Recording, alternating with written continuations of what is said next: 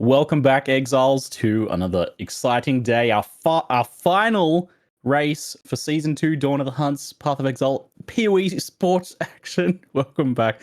I'm joined by RaizQT. Rise, we had quite the thrilling, I think the best race we've had so far last week. It's a lot to follow on from, right? Yeah, I think it's not even close. We had some surprise attendees. Still not sure who it was, but they did pretty good. They got pretty close, Jose El Diablo, to beating Angormus within, I believe, 40 seconds in the end. And they had a different approach, different strategies. Many players have adjusted their strategies ever since just because of this newcomer. And honestly, there was another player, also Bunka, that was seemingly coming up with some new strats and a different approach to what has mostly been people copying Angormus, our 5-time winner.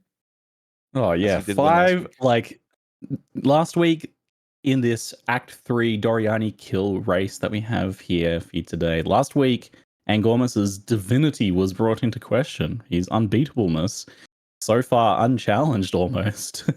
He's always had just like a kind of a comfortable commanding lead over everyone. But last week, he had a little bit of an upset in Act 1.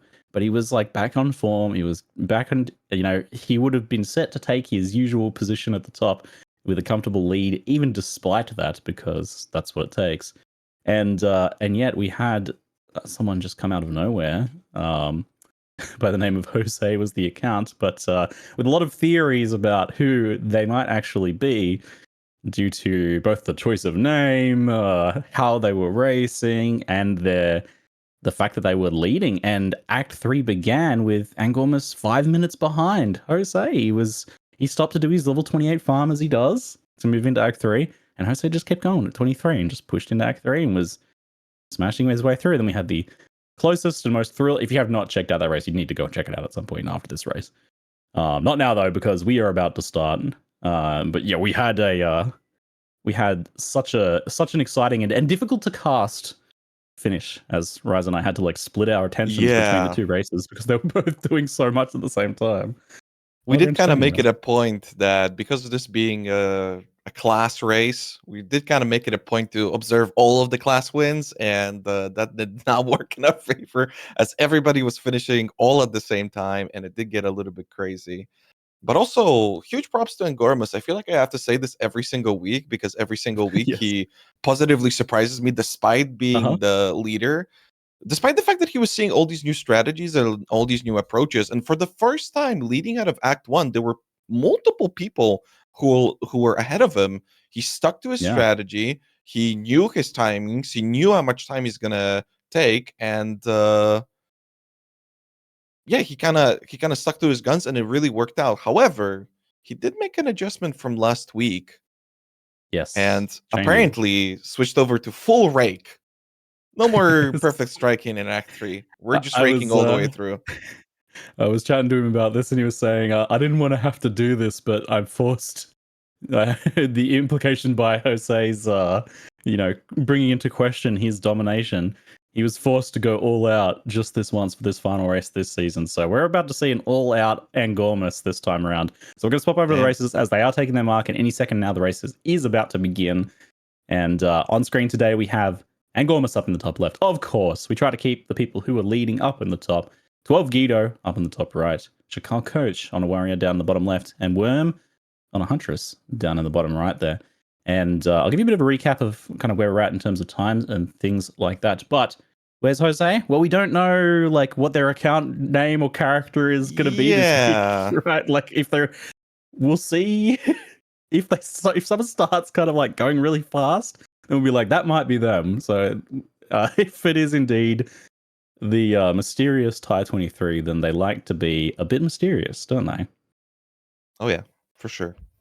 But as we head off, we see a variety of different classes. Well, actually, it's 3 warriors and 1 huntress. For Worm, who has been practicing a lot, just about every week. He streams pretty much every day practicing their huntress runs. And so far, I think the undefeated huntress. We've only had 2 huntress races. Well, 2 races that included the huntress. I believe he won both of them. We had Arco win. So I'll give you a quick recap of the positions from the last race. So Warrior was Gormus just managing to secure that victory at the end over Jose, with 12 actually being a really interesting racer. They're up in the top right now because they kind of came out of nowhere, and any other race they would have been just like the star of the show almost, aside from Angormas, because they were doing really, really, really well the whole race, and they had a close finish in the end. It was just kind of overshadowed by Jose's appearance, and all of a sudden kind of... Right, that's my old memory striking. I was talking about Bunka earlier, but really it was 12 yes. And then also, we had Arco on the Huntress win rather than Worm. Sorry, I'm a big Worm fan, so I'm kind of hoping it's going to pop off here. Well, yeah, Worm had a very strong start last time, and we were kind of like anticipating an extremely good race from them. And I think it did start to slow down a bit towards Act 3. So we'll see if we've smoothed out some of those issues there, and if Worm is able to, take a potential Huntress run. But it was Arco with 159 and Worm with a much slower finish in the end of 2.5 hours, despite the early really good start. But we had on Mercenary, the second fastest class overall was Alex Racing with 158 and Vocus with 206, but I don't believe Alex is here today. I don't think Alex is able to make the race today. So we might have a bit of question as to who's look at going to that. be taking Mercenary. 12 with another player next to each other in the town. But also an interesting start for Angormas so far. I believe this is the third race in a row where he's unable to buy his spear. But for these early levels, he did get something that is very good in PoE 1, but also the early stages of the game, PoE 2, movement speed boots for Angormas. So that's definitely going to help him out in this early stage. And it might even help with, so far, one of the most challenging bosses that we're watching. One of the early bosses, the witch in the second zone, who has been killing all of our players. This isn't a hardcore race for anybody who hasn't watched the previous ones, but there is a 1-minute penalty, which, by the times getting so close to each other last week, is pretty impactful. So if you do die, you have to sit around for 1 minute. You're not able to micromanage your inventory or really do anything. All you can do is plan ahead and get pissed off at maybe the mess up that you just committed to. So then it really lets you winning by stew. 40 seconds. Yeah, a death is not what you want. But yeah, we had both weeks we had quite the bloodbath in the in kind of the second zones there. But for now though, we do have some players taking on Beer of the Rotten Pack, with Worm getting on there with a bit of a a bit of an interesting combination. We've got like the spear with the whirling slash to lay down the air, and then swapping to the default attack on the two-handed mace. So they've obviously picked up a decent mace and chosen that for default attacking. But we always see such an interesting and strange diversity of setups in these very early zones, where we've got people like casting Frost Bomb and using a crossbow and things like that. Oh, Worm just eating a massive hit from the spread of icicle projectiles there.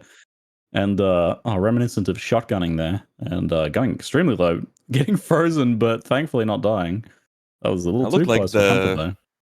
That did look like the infamous 5% crit that everything seemingly in PoE has. It's 50-50. You either get critted or you don't. But it's still a pretty decent kill for Worm, with most likely a conk effect linked to his auto attack. Guido is the first to face Ariadne, the Slayer of Exiles from the previous races. Something about Ariadne this season, he's getting backed into the hut, into the witch's hut. This is not really where he wants to be, with like the volatile plants going off and her kind of built-in ice explosions too. All those icy fields she plays down. The frost breath, she just is too scary, right? Oh, interesting. He had that portal pre-placed. Yeah, the portal pre-placement. I mean, it's in a weird spot, but he clearly planned ahead, with so many people having to kite this boss to such a significant degree. I don't know if this isn't gonna bite him though. He's he makes it work. Yeah, okay.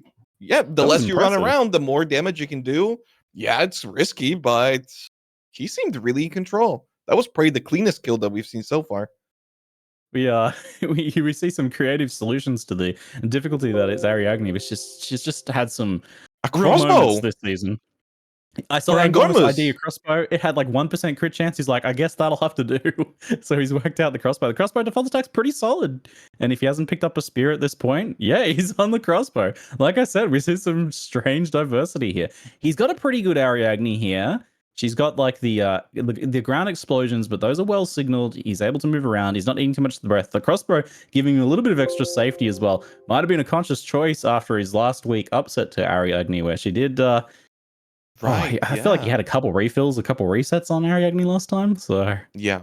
he's probably a little bit rattled after that one. He did lose like a minute on that boss last time, so much cleaner kill this time, thankfully for him. Bunkard down in the bottom left is also on Ariadne, but using a bit of the spell action here instead. It is very reminiscent of the old school PoE1 racing with everybody struggling to kill Hellrake. Since then, the boss has had its AI reworked. It's not nearly as much of a challenge, but definitely very reminiscent where a lot of people's runs pretty much ended in the second zone. So with that happening and having such a large influence on people's overall time last week and the week before, many adjustments made to the Ariadne approach. No rips so far. I think last week you saw like 10. Like, it was crazy. Yeah, and probably even more that first race. It was quite brutal. But we're having an interesting start here from Angormus, where he still hasn't managed to pick himself up a spear. He's gone for the much more classical Season 1 Angormus style of the animation cancelled rolling slam into bone shatter action. But it looks like he's determined to pick up a spear this time. He's like, I've got enough cash. He deletes the maces and he's ready to go. So we'll start seeing players using Stomping Grounds and Disengage, back flipping over their opponents, stomping away, dealing those mighty pulses of damage. I love this little section of the race. It's so fluid and entertaining watching them backflip around and destroy things. Absolutely, I have to agree. We're already getting linked some interesting placements on the ladder with Guy That Dies, another contestant who's performed really well in past races. I don't believe he was playing last week, but he's done really well, especially in the first season of our first 3 races, and his name being Who is Jose? Does he know? And then we've got another player called Green Mana, whose name is Guy That Dies is Jose. Interesting. Okay. It's gonna be so many people like named around this just to confuse us, I feel. Yeah, I think so. We'll refresh the ladder and keep an eye out and see if we can find the actual Jose, if even they exist, because maybe it's just like, a mask that anyone can don. Oh yeah, we're all Jose. To fill a role, I wish. Yeah, to fill. Yeah, we're all. Yeah, I wish too. I wish too. Goddamn. That guy was pretty good. Does it come with the powers, or do you have to have the powers to wear the mask? That's the question. Well, many familiar faces, on the ladder so far, but nobody really standing out in particular. People are getting really good at Act 1.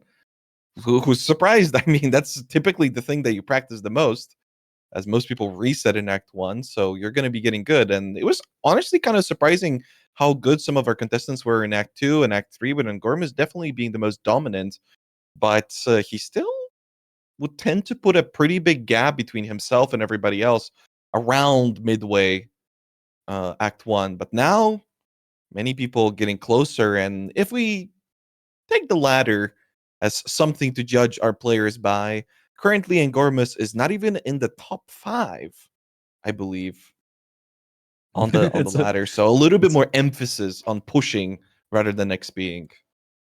Yes, and I mean, it's possible that him kind of like being stuck with his maces for a little bit longer there at the start, using a crossbow, things like that, didn't kill quite as many packs, but yeah, it's a lot of little factors about how much stuff you actually kill while trying to explore the zones. If you get lost, you're probably gonna have more XP, right? Oh yeah. But 12 Guido's doing the patented backflips over the Rust King now, which is it destroys the packs at the same time. It just keeps you moving. Rust King just gets absolutely pulled apart piece by piece, backflip by backflip. No worries there. I don't think we've seen an upset so far with the disengaged tech against Rust King, but I'd love to watch it though. It's certainly makes a bit of a mockery of them. Although Angom is getting a few little decent auto attacks there from them. But pulls off the stun and now gets to put out a fair amount of damage here. Yeah, and already a little bit of an adjustment from last week. It seems like he's trying to jump primarily through him. Maybe some of our players were missing damage last week, but it does seem rather tricky. Last week it did look like people were jumping next to him. This week, Angormus much more focused on jumping right through him, which does tend to lead to. So we've got a little bit of a clip here that production is. Oh Oh, he went a my! little low trying to pick up I didn't even catch a that. white item Whoa! there. Yeah, he went a little low trying to pick up a white item there. Almost cost him. What was that? A pair of gloves or something? The Probably not greed. worth it if he had died. Yes. But he does. It doesn't matter. He pulled it off. He knew what he was doing. It was calculated. Maybe. The PoE Maybe. classic. Every time we try to pick an item, never backtrack, guys. That's what the checkpoints are for. Come on. You gotta keep moving. Absolutely. Billabrella down in the bottom right now as a sorceress, doing a bit of that frostbomb action combined with the other setups. I do like that the frostbomb kind of makes that early appearance. It's very strong early game tech for the characters that can take advantage of it. Nice explosions to destroy those packs, but and it's good enough that you can kind of weave it in off cooldown in between your disengages as well. So even though the Sork also picks up the spear, as everyone does in season 2. We get that frostbomb explosion woven in, which I quite like. Yeah, I have to go for a little bit of a refresh for whatever reason. My stream is falling behind. Maybe something that we should all do all together. Sorry for Bunker's got a bit more weaving in of skills too, with like a bit of spell casting in between each backflip too. It's interesting to see how the Witch is playing the early game here. Yeah, it's a little bit more interesting than just like the Warriors and Mercs, which go for just pretty much stick to the disengage. Yeah, I wonder actually what's happening with Monk this week as well, because Sarge, for the first time, did not win last week, despite winning the 4 previous Monk demis. I believe last week our rank 1 Monk was... We had Rock Moblox with a time of 2:06 take Monk last week. Yep. And everyone who won last week as well was the fastest timers overall, which we had a pretty substantial increase across the board of everyone's time. So there is, in addition to the like winning your Demigod's trophy item for each winner of each class, we also have the overall over 3 weeks competition of who gets the fastest time for each class and a fastest time overall as well, which Angomas holds fastest warrior and fastest overall currently. We'll see what happens today, but currently, otherwise, it's Alex on Mercenary, Arco on Huntress, Limez on Ranger, Rock Moblox on Monk, Aperion on Sorcerer, so we watched a bit last. They had a pretty interesting race, and Bunker on Witch, all currently holding those times. But I wouldn't be surprised if those times get faster again this week. Yeah, and another interesting naming scheme from Rock Moblox. His name is Neon Mark Ruckus, which are all of the names of our PoE 2 main dev. Yes. Is the Neon behind the scenes? Has he been practicing? We do know that Neon's pretty good at the game. I don't know how he's Aurabot kind of tactics and transfer over to a race though. But yeah, I remember playing with Neon like 12 years ago, and he was abusing Frostmine. That was very naughty, Neon. Very naughty. That was back when Frostmine was totally OP, and he was the support Frostminer for ETOP. So that guy is definitely capable of some tricky stuff, So invoking several times over the powers that be, effectively to try and get some grace in this race, perhaps. We do have Guido moving into the first boss here, the Mausoleum of the Praetor. We do see racers kind of like trying to push the levels up on both of these zones to get as much XP as possible here because they're feeling powerful, but the bosses can still be a bit scary. So we'll see how he goes against Draven. Of course, the mobility of disengage proves very nice. Gets a good shock there at the start, and that's contributing to some nice extra damage on these disengages. And I feel like a refresh on the shock, as it's still sticking around. The shock has been up this whole time, just for that 20% extra damage. And that'll be 1 or 2 less disengages by the end there. And the shock drops off briefly, only to be reapplied. There's some excellent... They've obviously got some nice lightning damage on their gear right now. Maintaining that shock was extremely effective. That was really good. Super fast race there. Because, yeah, you often see like a shot come down early and then it gets you a little bit of bonus damage, but it falls off. You don't really get to reapply. That was up like the whole fight. That was really good. Yeah, that was really, really good. I really like that a lot. Angormus trying to keep up. We're in Bunka. Everybody really pumping some levels. Interesting approach from Bunka. Going for a chest. Not really something that we see all that much in PoE Yeah, strong 2. box. I wonder Yeah. if he's going to be getting anything useful here. He's Well, having to drop a work for it. low. Oh Ooh. yeah. Yeah, while trying to tango with those packs there is eating a lot of little chaos projectiles from the strongbox. And it's a little hard for us to tell. Picks up a rare shield, which they do put on, so it was obviously good Yeah. enough instead of the scepter that they had in their offhand, which probably was doing precisely nothing for them. I mean, a shield does come with a cost. I believe it's 3% less movement speed, but with the power That of is true. disengage, Oh, maybe it's Angormus. not as impactful. That was a very fast kill from Angormus. So Angormus Yeah. conversely had a bit of a higher level for Draven. I don't know if that was taking on Draven second. No, he's going back to consort now, so he was just kind of slightly ahead on terms of the skill setup, and we did get to see that first glimpse of the Rake disengage just absolutely delete Draven. So Angormus has picked up some huge damage here, in addition to the advantage of the skill being the better one than disengage for the actual damage. So that was huge damage there. Yeah, and Garmus's practice is really giving him full control of his character, and with that mechanical prowess, that just allows him a little bit more time, a little bit more breathing room to think about his gear and optimize his inventory. And really, it has shown in the last week how big of a difference it can make for damage, as he seemingly every week really is by far the best gear warrior. So I wonder if that's going to work out for him here too, with some of the other players getting closer to his times and maybe putting up a little bit more of a fight, because that's kind of the thing about Path of Exile, right? That the faster you go, the more difficult the game gets, and the less room you have to really think about your decisions, and the more you end up dying. So you're always trying to balance all of those components for an optimal racing time, and Gormus really has shown so far that he is the master of this in PoE 2. As he approaches another boss, how will this one look like in the top left for you guys? You got a random stone charm, which is the one that gives you the stun protection, which is, I think, a really nice get. Not something that you can normally rely on. Um, Mm-hmm. so just that is because I don't really think Whoa, they do any. That's a huge just sitting there getting deleted.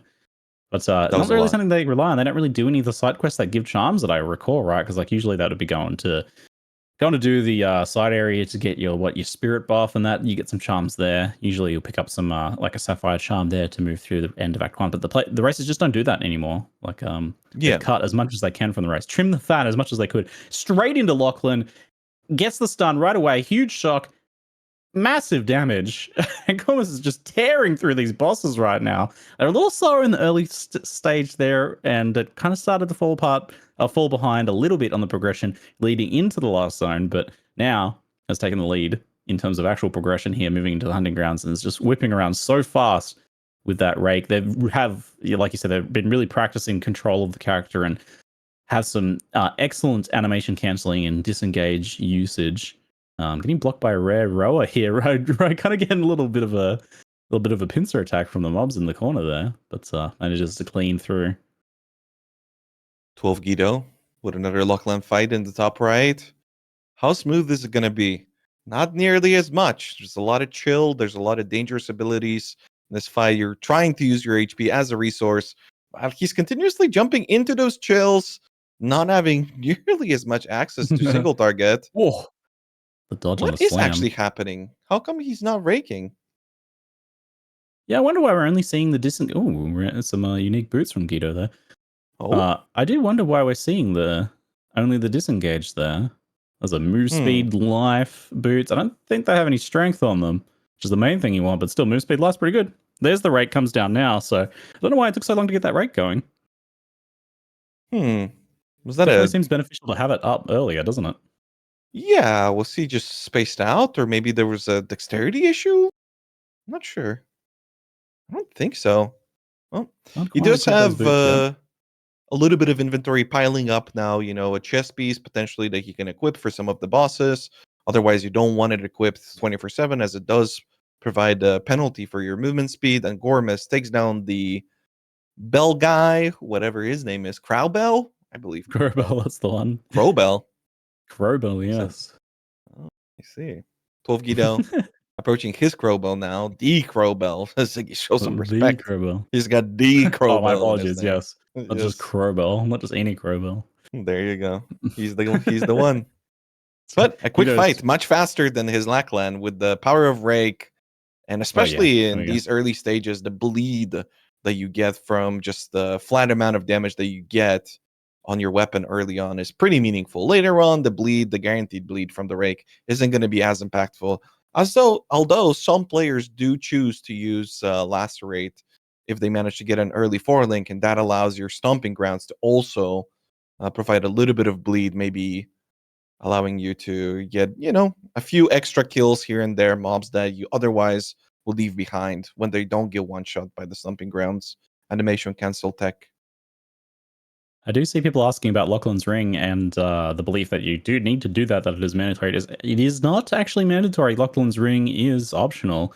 But I believe, it costs you the ability to identify in town with Sin, like that, identify all. But the races don't really take advantage. They don't really spend any time in town, right? Town's lava, as you often say, Rise. So I mean, look at Angormus right now. He really wants to spend as little time as possible here. This is also why you're always micromanaging your inventory.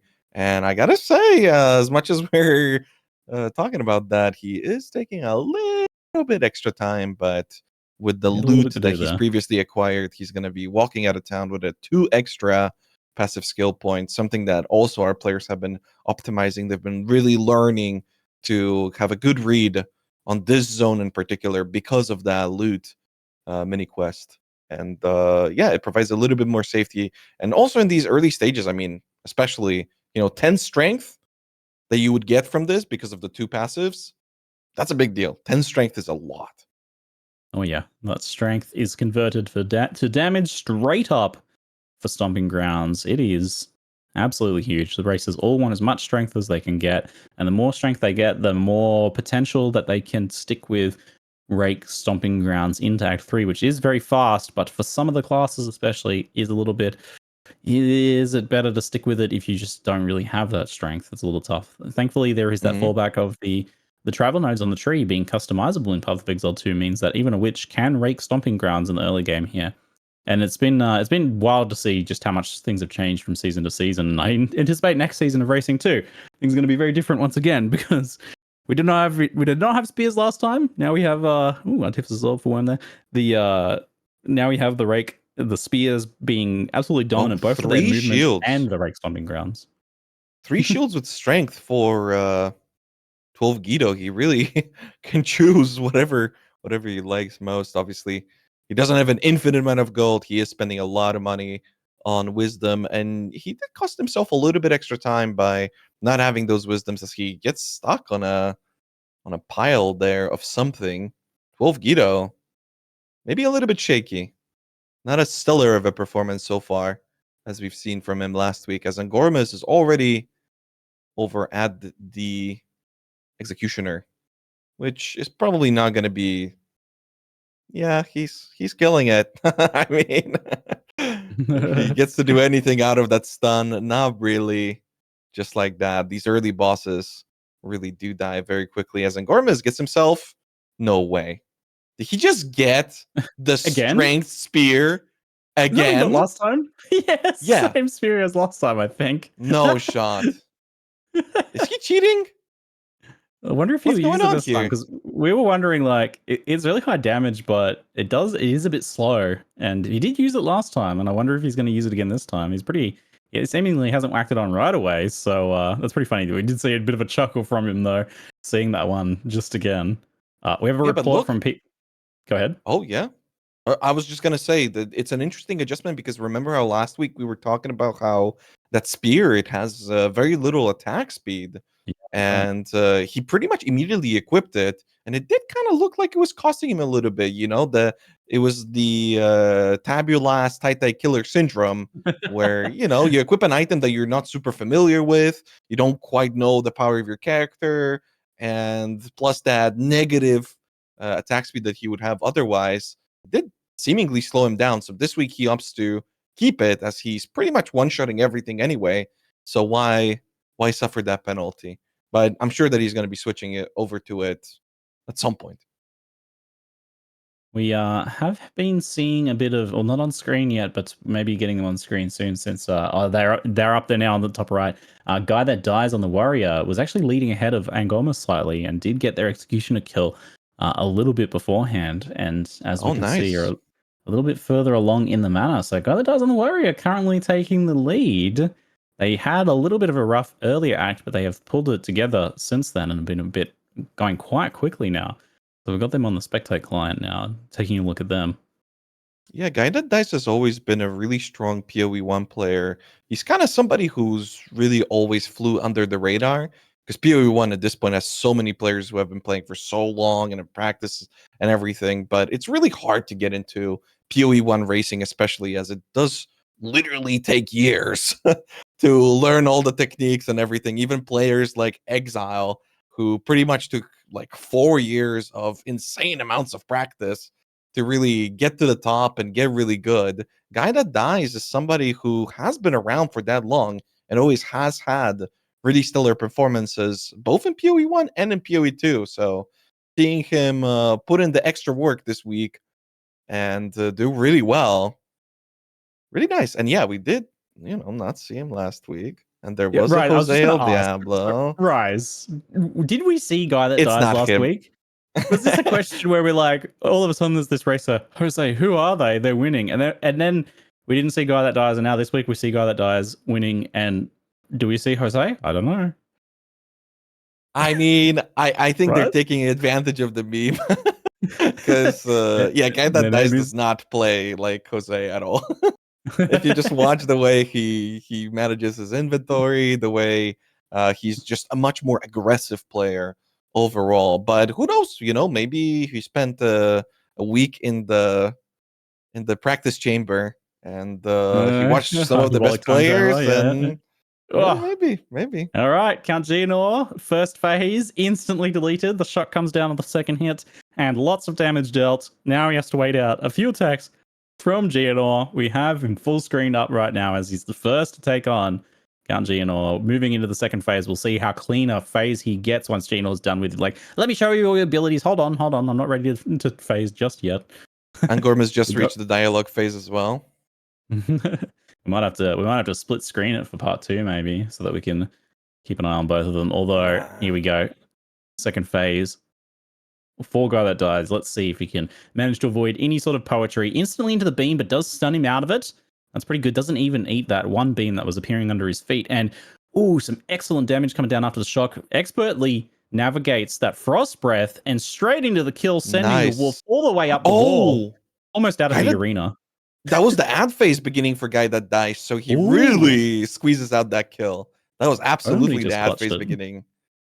Angormas! What just happened? Did he eat the frost breath? We were just talking about the frost breath dodge. I don't know. Have we ever seen this? That's the second time that's happened. Well, not on this boss, but he died to the breath from the Chimera in one of our previous races too. And it was a cold breath too.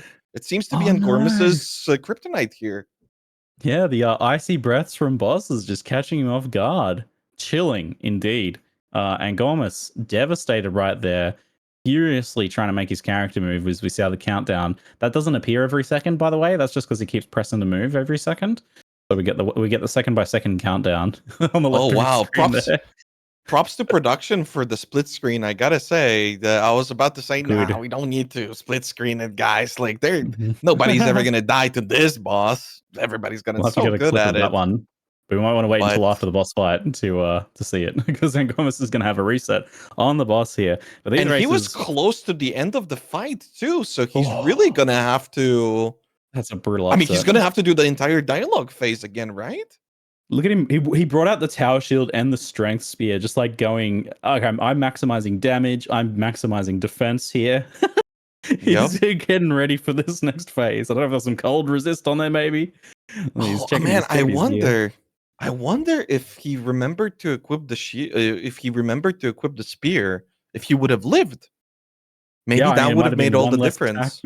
It might well have been. He gets the stun very early on with that extra damage there. And look at that. That's just such a fast kill. There was the frostbreath, didn't get hit by it a second time. That's the Angormas we know and love there. Just absolutely deleting that boss Usually with extreme confidence, Gino just getting embarrassed, but wow, not this time. And Gormus with the early upset, reminiscent of last week. Last time it was Ariadne, now to Count Gino.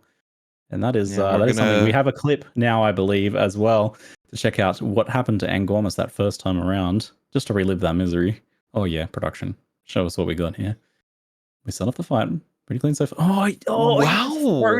He was almost out of it too. But he got frozen just kind of that last little second of it. Oof. Brutal. Devastating.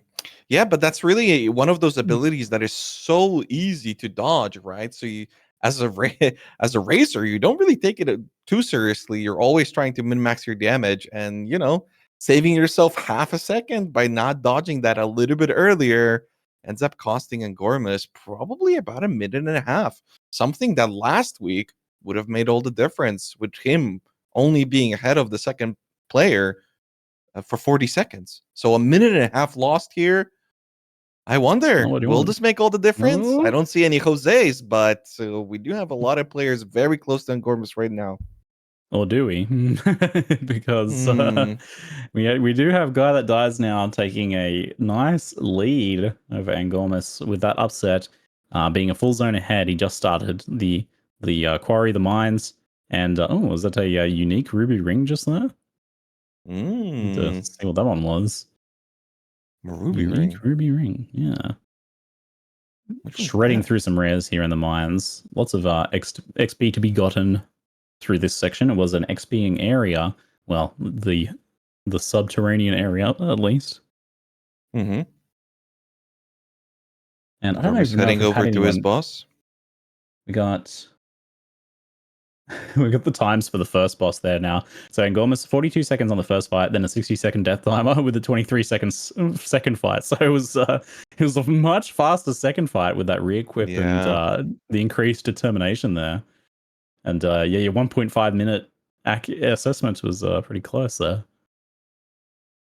Yeah, and Angormus was showing a lot more respect to the bosses now, immediately swapping over to his single target spear and dealing with his boss very, very quickly. An advantage that he full well knows how to utilize after previously dropping that spear already last week. But nonetheless, Guy That Dies in the lead so far, heading over through the quarry and into the mines. Deal with another player killer from last week. We did see some rips to the dynamite lady. Always a fun one. We did see Angormus die to it as well in one of our previous races. So another boss that players tend to disrespect, and every now and then it bites back. As 12 begins his hyena fight. How much face tanking are we going to be? Whoa, 12 so much damage. That was beautiful. It was going into the first slash phase, which the damage from that is really high, so can definitely be a real concern. But I like the little portal out there too. It was quite good. We might have missed 12 Guido because they were covered up by a Guy That Dies, who we are watching through the spectator client. But yes, apologies for that. But 12 Guido did just take down their hyena boss, and they had a little moment there where they were scooping up the loot whilst kind of the load screen was appearing for the portal, which I quite like. As that's usually, sometimes races will even kind of just skip the loot from that boss. But kind of best of both worlds there to an extent. Not able to grab everything, but some of it better than nothing. Yeah, I remember there were so many different strategies in some of our initial races. People were going for the Devour. Now that's pretty much entirely skipped. Nobody's really doing that anymore. People would do this thing with Geonor where they would go kill the candle guy while Geonor was dropping his loot. Now everybody just goes. You really can't afford to waste any seconds. And Bunka nicely, you guys aren't seeing it again, but he was nicely dodging through the beam that took down Angormus. And Worm, unfortunately, with an ad phase. The first one, I believe, that we've seen so far. That's going to cost him a lot of time. But not quite. But yeah, just a bit of a slow second phase for Worm and an early ad phase. A bit of bad luck combined with not quite as much damage, it seems. And now has to dance around and listen to some poetry for a while. Want to be avoided. There was a time when most people couldn't avoid a poetry phase. It was pretty much guaranteed, but we've definitely got to the stage now with the current spear meta for this season and probably this season alone, where it's completely avoided. Not so Listen, much. I'll just say, if you guys like fast leveling and you enjoy Rake, level some characters now, because oh my god, Worm Worm, really no, stop, please. that was Worm just eating crazy. 3 of the beams back to back. It's like rolling out of one only to be positioned perfectly to take the next one. Almost takes a fourth, and the fourth might have been death, but just manages to narrowly dodge roll out of the way. Not having their ideal second phase here, but they get it done. They're trying to mash down the portal. They get it down and get out of there, wiping some beads of sweat from their brow, no doubt, after that fight. But, didn't die. And that can't be said for everyone. The guy that dies already up to the Trader's Passage. I don't think we're going to be seeing any ascending from any of our warriors. This is something that we have been seeing in some of our other classes, primarily Witch. I wonder if that's going to be happening this week. I think Witch can save a lot of time by not ascending and just sticking to Rake. But I think many people were questioning the late game Act 3, bossing potential of Rake. But as we've seen from last week, they really shouldn't be questioning it, as just about everybody is going to be raking in Act 3. And that's something that I was talking about before. If you guys enjoyed the rake, level your characters now, guys, because I don't think we're going to be seeing it anytime soon after this patch. I definitely foresee some changes happening to Stomping Grounds that might move it outside of the realms of this race. But yeah, who even knows what racing is going to look like next season? It's been interesting to see just how dramatically it's changed from season to season here. And then, of course, we're going to be having new content added over time, and who knows, new acts at some point, new skills, new classes, new weapon types. It's all going to change quite a lot. Will Angormus maintain dominance on Warrior? Will someone else take over? Oof. Yeah, will GGG overbuff Rake to compensate for the Stomping Ground nerfs, and we're still going to be watching Rake for the next 3 months? Who knows? Maybe we get a new support gen that adds an explosion to disengage. Yeah. Okay, I think disengage is going to get hit too. We'll see. Dynamite Lady for Angormus. Yes, we're moving into another scary boss that has given some people some upsets, but done cleanly does look like a complete pushover where nothing threatening occurs, but done not cleanly, she pulls out that melee, she one-shots you. But not for Angormus this time. Look, he's doing like you said, he's taking it seriously now. I feel like maybe being a little the first time, too confident, overconfident. Look at the way Worm is playing. That's a lot of PoE 1 tag, dragging the chest piece, so taking it off to maximize his movement speed. And you can see that with PoE 2, you can really utilize this tech to an even greater extent. He is struggling a little bit. So maybe not something that he's incredibly used to, but if done well, yes. Taking off that chest piece and salvaging some of that movement speed goes a long way. Worm has a very well optimized early game and has practiced a lot of these little micro techs. Was kind of not as practiced in Act 3 with the general kind of racing aspects, zone navigation and things like that. But they did catch my attention last week with some of their tech, like removing the chest piece during combat, to an extent far greater than I've seen anyone do. Which is funny because the current skill set means that you're not really walking all that much, but your movement speed does actually affect your dodge roll, which is happening a lot. So you've got 12 Guido with his Ruja fight. As he goes offline? Whoa! So, whoa, Caster Curse taken to a whole nother level. What just occurred? That was all of a sudden. He was talking shit. I disconnected him, Ziggy. Was there a Ruja death that resulted in a tap out rage quit stream?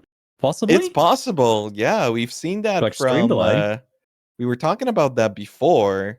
That we did see that from Thai 23 before, where he was participating in one of the qualifiers and Exile had a funky name, and there was a whole thing where he thought that he was losing and then he just quit. So maybe this was one of those things where he thought that he was behind. He's not as good in later parts of the game. He might have had an unfortunate Ruja rip and just called it quits. I wonder. Yeah, and with a stream delay of 5 seconds or something, you might die and then instantly disconnect the stream, and then you would not actually see it on the stream because of that delay. But I'm not sure. We'll see if the stream comes back up or if there's technical difficulties. But we can't spy on him in game. Yeah, are they still going? Maybe we can get their character name and see if they're still online. Any infos? That would be good. There was definitely something odd going on there. But we do have Lundberger now, as we do have our general scheme for trying to show you guys who's in the lead. We're trying to go from the top left to the bottom right. So we've got Angormus in the lead currently with Guy That Dies. Actually, wait, no. Guy That Dies is ahead, so we should really switch them. That might be a technological issue that we're having. But overall, the top two guys are the two guys in the lead. Yes. And then Worm in the bottom left, and then Lundberger, somebody who we've been seeing a lot on Warrior, somebody who's sticking with Warrior and trying to compete, practicing a lot, putting in a lot more effort, and now an upgrade with a webcam. Love to see it. I can confirm that Guido is not online. Well, so no, that doesn't tell us exactly whether it was technical and maybe they're just offline, or whether it was indeed a Rouge death and then a tap out. But that might be their race done either way. So unfortunate, as they were having a pretty good start there. So we'll see if they come back, but that might be them done for this one, unfortunately. That is really unfortunate. You hate to see it, but it is what it is. Unfortunate things happen. Nonetheless, Angormus trying to catch up to Guy That Dies, and so far, despite doing a good job, I'm not sure if he's really getting closer. Maybe Guy That Dies. Yeah, he has been around for the memes. He could be. I mean, could he? Hold on. Let me listen. I don't have the in-game view because my computer's broken. I am but starting to think that Guy That Dies is Jose, which would be quite the twist. I think. I have to watch with a delay. Let me watch a little bit of this playstyle. Guy That Dies. Yes. He's a weird one, because he is somebody who doesn't generally practice that much, but the times that he would practice, you could see that he really would adjust his playstyle to whoever he was studying, or for like a particular way that he thinks is best for racing. So I gotta say, he never really had like a super distinct playstyle. And looking at the way that he navigates the mini map and everything, he looks good. You know what? Maybe. There's one of my favorite comments in the chat right now is Rise Expert Wine Taster. It's like, yes, this racer on the quite the bouquet. But it is the bouquet of Jose. It is one of those things where those sort of players, like I can tell you, like Tai Killer, I'm Exile, Ban, Tai 23, Havoc, they're so distinct in the way that they approach the game. They have a distinct texture on the palette that you can definitely tell. Oh, I see, Ziggy. Okay, yeah, okay, Ziggy. All right. So good. I'm with you.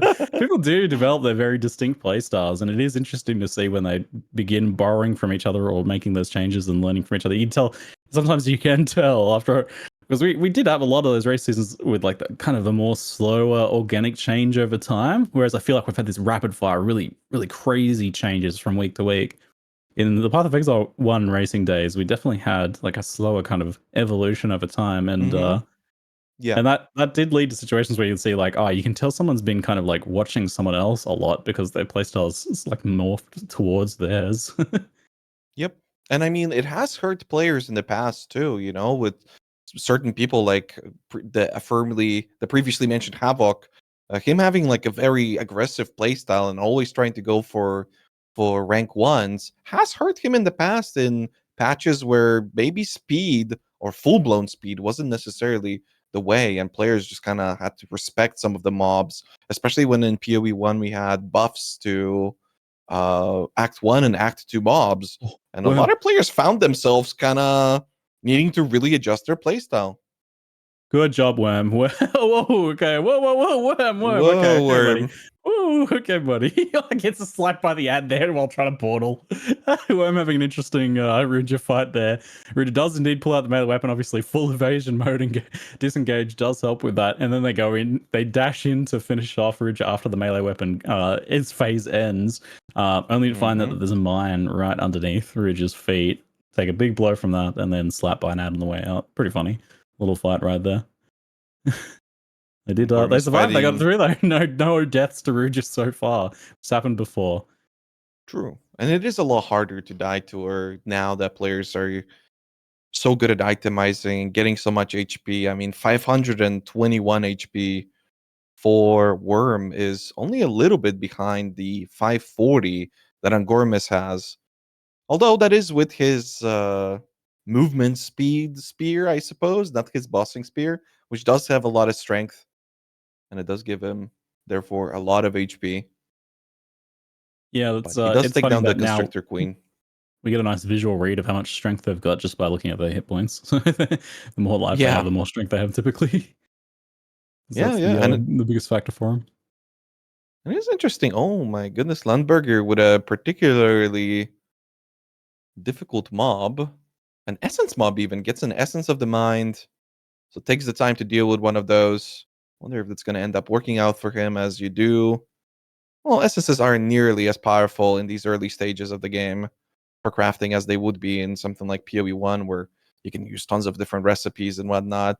None of those things available in PoE 2 yet, but nonetheless, as he drops it on the ground, he might utilize it to get something good. Just kidding, he's not gonna do that because takes down the Constrictor Queen, and this essence was dropped for good luck. Gets a hammer that's probably going to be sold for gold. I think that was a unique hammer of sorts. Pretty wild, just leaving this ditch in the essence. It's like you always whack down a piece of jewelry or something, eh? Yeah. Gone. Gone. Don't need it.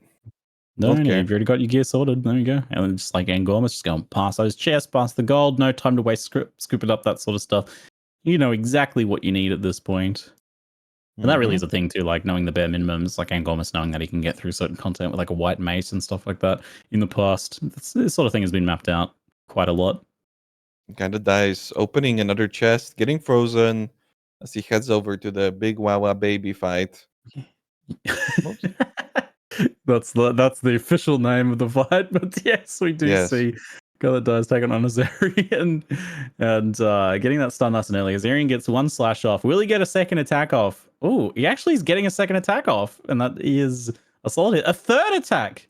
No, I act shocked. You'd be like, well, it's only 3 attacks, Ziggy, but damn, we've been seeing fights where he barely gets one off, so it's not necessarily the fastest we've seen, but yeah. Maybe not quite as much damage, but still holding that zone lead as he is about, it looks like as by the time of leaving, about half a zone ahead of Angormis. And I don't know if Angormis is catching up yet. It seems like just maybe a slowly inching forwards, He's catching just a up little bit. Yeah. I think he was what's making the big difference behind. is the single target. Yeah, if he gets that does boss, go for a ring. We'll see with the boss kill there. That's a nice little piece of it's a little tool to have on your tool belt there, that little side area there, the elemental offering, because that gives you the choice of your elemental ring. So if you know that, hey, I am missing precisely this resistance, and you know that's a boss fight coming up that I need to be aware of. So if you're missing fire or something for a later boss fight, not wanting to eat a giant fire breath, did you pick up cold? You picked up lightning, so obviously yeah, I think so, but just reminiscent of his rip in Act 1, you know, he really could have used the cold ring there. Yes. Unfortunately, you can't teleport it back to yourself in the past. Let's see how his Azarian kill goes. So he gets the stun off there right as the first attack's about to come down. So much faster. One extra attack. Yeah, only the one extra attack, not even rearing up for the second one. So he gets 2 attacks compared to the 3. We get a nice kind of like read exactly on how much faster it was there. We can say like a third faster. True, and he is taking a little bit extra time to micromanage some currency, possibly get some items. Yeah, he does get 7 strength on his 2-socket chest piece, so pretty good, you know. He manages to find a strength rune potentially. That's definitely something that he's going to be equipping for some of the upcoming boss fights. That's kind of the thing about these races too, as we are getting close to the end of Act 2. Our players are going to be XPing a lot less, and their characters are continuously going to get weaker, and you're not going to be keeping up with the levels. You're not going to be picking up items because you're just not killing as much. So putting in the extra time and the extra effort to get as much gear as possible at this stage of the game is going to go a long way. Yes, so Angormis' strategy has consistently been to go for level 28 in the Dreadnought. We've had some times where there's been experiments with farming in mines And also some experiments with like manipulating the zone levels that they spawn at for these various zones through the middle of Act 2. But I think now we're going to see a straight run through, disregarding all of that, and then not stopping in Dreadnought and kind of optimizing to hit 23 whole new society around the time you get to there. Sorry, Ziggy, for interrupting you, but he's really, as we switch over to him, he's got a ton of rare items on the ground. His inventory is a mess. He's just sitting around trying to figure out what he's supposed to pick up, what he's supposed to leave. And really, those are going to be those differences, right? You're always trying to kind of, I don't know, front load your effort in a way where, you know, you're trying to micromanage your inventory as much as possible so that you're ready whenever an item drops and you're not going to have to spend the extra time to pick it up. And that unfortunately doesn't happen for a whole new society. He drops too many items. This loot patch for PoE 2. It was too good. It's hurting his racing time. Too much gear. We got Guy That Dies right now taking on Igbab and Epbab and kind of positioning to manipulate them to stand on top of each other so they can get that kill nice and fast. You want your Rake Stomping Grounds to be hitting both of them if you can, and does a good job of making that happen. Gets a little low through the middle part, but does secure the win pretty cleanly in the end there. So not really any big upsets, giving no opportunity for Angormus to catch up, you know? Yep. Angormus is going to kind of keep just slowly inching their way forwards, but not really giving him a chance to grab any real ground beyond that, just kind of that natural, just a little bit faster that he is. And you can see the focus on Angormus's face. You know, last week there was a whole lot of surprise on his face. Oh, yeah. Pretty much the whole entire race. This time around, a lot more focus, angry even. Understandable, yeah, maybe. He was last race was like quite the shock for him, I think. And you know, after some upsets early on, we definitely saw some like shaky cursor movement. He was saying afterwards, yeah, like he was definitely nervous that he was going to lose it. And now this week, I feel like to have that upset in Act 1 to the boss there, that deletes that first boss there, just not even trying to position them. Or getting that Ekbab kill too. No problem whatsoever. That was a very fast kill, actually. I feel like gaining a little bit of ground there too, maybe. But and then this race, to have that upset again early is gonna force you right into serious lock-in mode, I feel, at this point. Yeah, Bunka already with that funky witch tree at the warrior section. So going to be getting a lot of power with those attack nodes and area attack nodes. Gives you a lot of clear and also single target. But you guys are not even seeing that as he was in the top left. So Guy That Dies is covering up him. And they're in the same zone now. Guy That Dies and Angormus. Yeah, the catch up is happening. I almost feel like I can see Angormus on Guy That Dies minimap. Imagine that. Mm-hmm. That would be you haven't seen the ghost of the other players nearby or something. Ooh, that'd be stressful, wouldn't it? This must feel like Groundhog Day for Angormus right now. Like to have a similar Act 1 situation, to find the same unique spear, to be behind another warrior again. Like the script. We're looping the script. We're following the script. But if we're following the script, Angormus should be pretty happy. Oh yeah, but if they continue following the script into the end, yeah, so the 40-second win at the end. Hey, imagine. Guy really going according. I only sent that script to them like real late last night. I'm glad they had a chance to read it. Nice. Good on them for sticking to it so closely. It's difficult to stick to the script so accurately with all these variables at play. Thanks, real nonetheless, Guy That Dies, first person to enter the Titan Grotto. Another funky boss. And seeing some different approaches, different approaches to which armpit they're gonna stand under. I was gonna say very different, different approach. I was like, yeah, like what? Which armpit? Yup. Yes, okay. We're thinking alike on this one, Rose. I mean, it is one of those bosses that was so stressful in the early stages of PoE 2. Well, I guess we're still in the early stages, but when the game launched, everybody was dying to it. It was seemingly bugged. It was seemingly getting fixed, and then it was still bugged, and it was still one-shotting. Now people just stand in its armpit and kind of don't really do anything. Makes us look real silly all the hardcore players that died to him, just a couple months ago. If only we knew that there's pretty much a spot where you can stand and just be just about invulnerable. Every boss has its weakness, and for some of them, it's just like you go giant colossus thing. You climb up them, God of War style, and you just sit in their armpit and poke them, or in this case, stomp on them. So yeah, now we're about to see some armpit stomping. This is why Jonathan can't nerf this boss, because it's lore accurate, right? The armor is weak under the armpit. That's right, exactly. Don't touch this strat. I just saw a strange pause on a pause on screen for guy that dies right as the swipe for Zalmarath was beginning, which is like what what's going on there? That was a little bit nerve-wracking. He gets him down to halfway. The shock goes down on Zalmarath, speeding up the second half of the fight just a little bit. He's going to move away, so he's going to have to follow him through the arena, but the projectiles there do kind of shim off to the side, so gets that kill before he gets ready, even for any additional attacks. Clears up the ads and opens that portal. Just checking if there's anything worth picking up. Oh, yeah. Tries to pick up a composite bow, but flips it, so full inventory. Oh, well, that's all right. That was only going to get sold anyway. And Gormus now. So it's just like right as the fight ends and Gormus's fight begins. I do feel like he's slowly making ground there. 2 runes equipped on his 7 strength chest piece. A lot of gear swapping. I'll try and see what those runes are. He is swapping out of the unique spear there. So I don't know what the deal is with that. Interesting. Was it current one just a little faster, maybe? I don't know. A little better overall? Yeah, you do need a little bit of mobility on this boss, as he just kind of walks away from you. But I mean, by that point, he's already dead. He does keep the spear in his inventory, so it seems like he's going to be utilizing it for something else. Same armpit for both of them. Yep.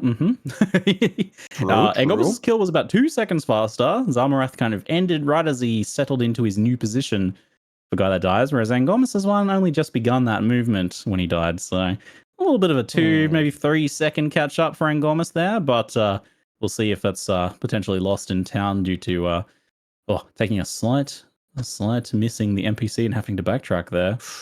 Not ideal. Man, Bunka is close. Well, Bunka is close. Really close, especially for a witch. For a witch. Yeah, right. Jinx. That's a little wild, actually. I mean, there's nothing that they would have been able to skip or nothing like that, because you need both of the bosses killed to be able to enter the cavern. Bunka is just popping off, I think. This might be a pop-off situation. I mean, you can clearly see that the witch isn't nearly as strong. I was kind of hyping out how you're going to have access to that warrior skill tree. And I know that Bunka's been practicing a lot, but man, could you be the case on a witch is super impressive. Oh my lord. Yeah, but that's a skill diff. Like, this is unironically skill diff. Like, the fact that Bunka is so close. If he was on a warrior, crazy. I don't know. Yeah, the same run on a warrior would be having Bunka kind of like right up there with Angomas and guy that dies right now. That's actually insane. I don't think I've seen a witch this close at this point, playing basically the same strategy but with less strength, right? It's actually wild. I've got to be keeping a close eye on that bottom left of the screen now with how this is going. Yeah, really impressed with Bunka. I mean, we've seen him in, I believe, every single one of those races. So for this to be the case is just so good. But nonetheless, behind. I mean, I wonder, right? Now that they've got access to all of the warrior stuff, will they be able to make up the difference with sheer ability to play, with sheer skill? Okay, so guy that dies is level 23 now. He just hit 23. And has stopped leveling. He's kind of like stepping up XP as he goes here. Okay, the 23. I see. I see. 23, yeah. Angomas is just about to hit 23. It looks like so. Slight XP lead for guy that dies. He usually hit 24 as well, which is slightly unusual.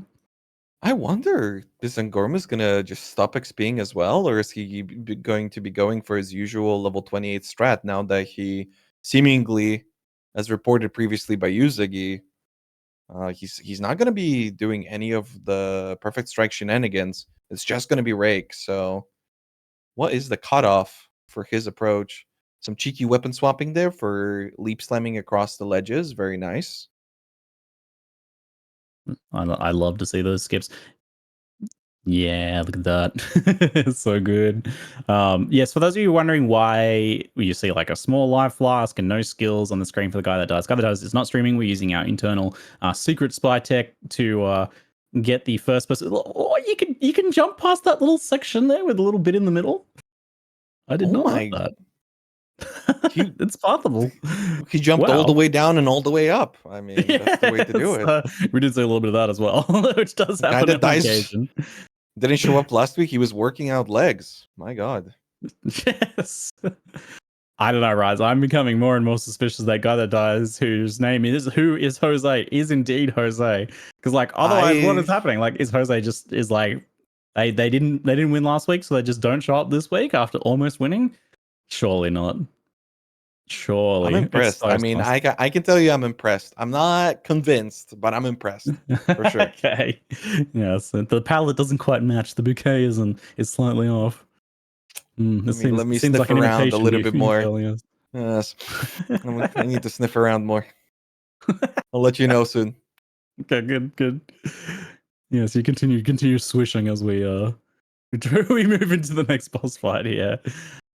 There's some wacky waving, inflatable arm flailing tube man action coming up for guy that dies right now. This boss has surprised some people with some nasty fire breaths, but for the most part, flails around, unable to defend themselves against the might and power of the Exile races on display here. Let's see. It's almost like armpit strategy as well, actually. Just kind of sit in that armpit there right now. Mm-hmm. Solidly eating away at that life bar. No real issues right now as the boss just kind of impotently rages against them, being like... Gormus begins his fight. Oh, they're going to be fighting the same boss at the same time now. Almost. No, guy that dies is just getting the kill before Engormus starts. Oh, it's like end to end right now. Well, one thing's for sure. It's not a 1 minute and 30-second difference, I don't believe. So Engormus is getting close. But will he continue to XP? I don't think so. Is Engormus level 24? Or 23? Yeah, I'm going to get an update on the levels because I thought that guy that dies hit 24, but it must have been like a weird delay or something like that compared to the ladder because they're both 23 now, which is where they should be staying, it seems. Nice kill for Engormus. It felt a little faster to me. I don't know. Just eyeballing it. We might get the official times soon, yeah. We do have those times being tracked now, which is very cool. And there we go, moving into the Dreadnought. So normally now the strategy here would be to begin farming some mobs. We've had various takes on that, whether it was like using checkpoint resets to farm the champion pack towards the end of the zone, or just clearing through here a couple of times, which has been the favored strategy recently. But yeah, after last week, Engormus is like, I didn't want to have to do this. As he equips his he keeps his stomping ground equipped and prepares for Act 3.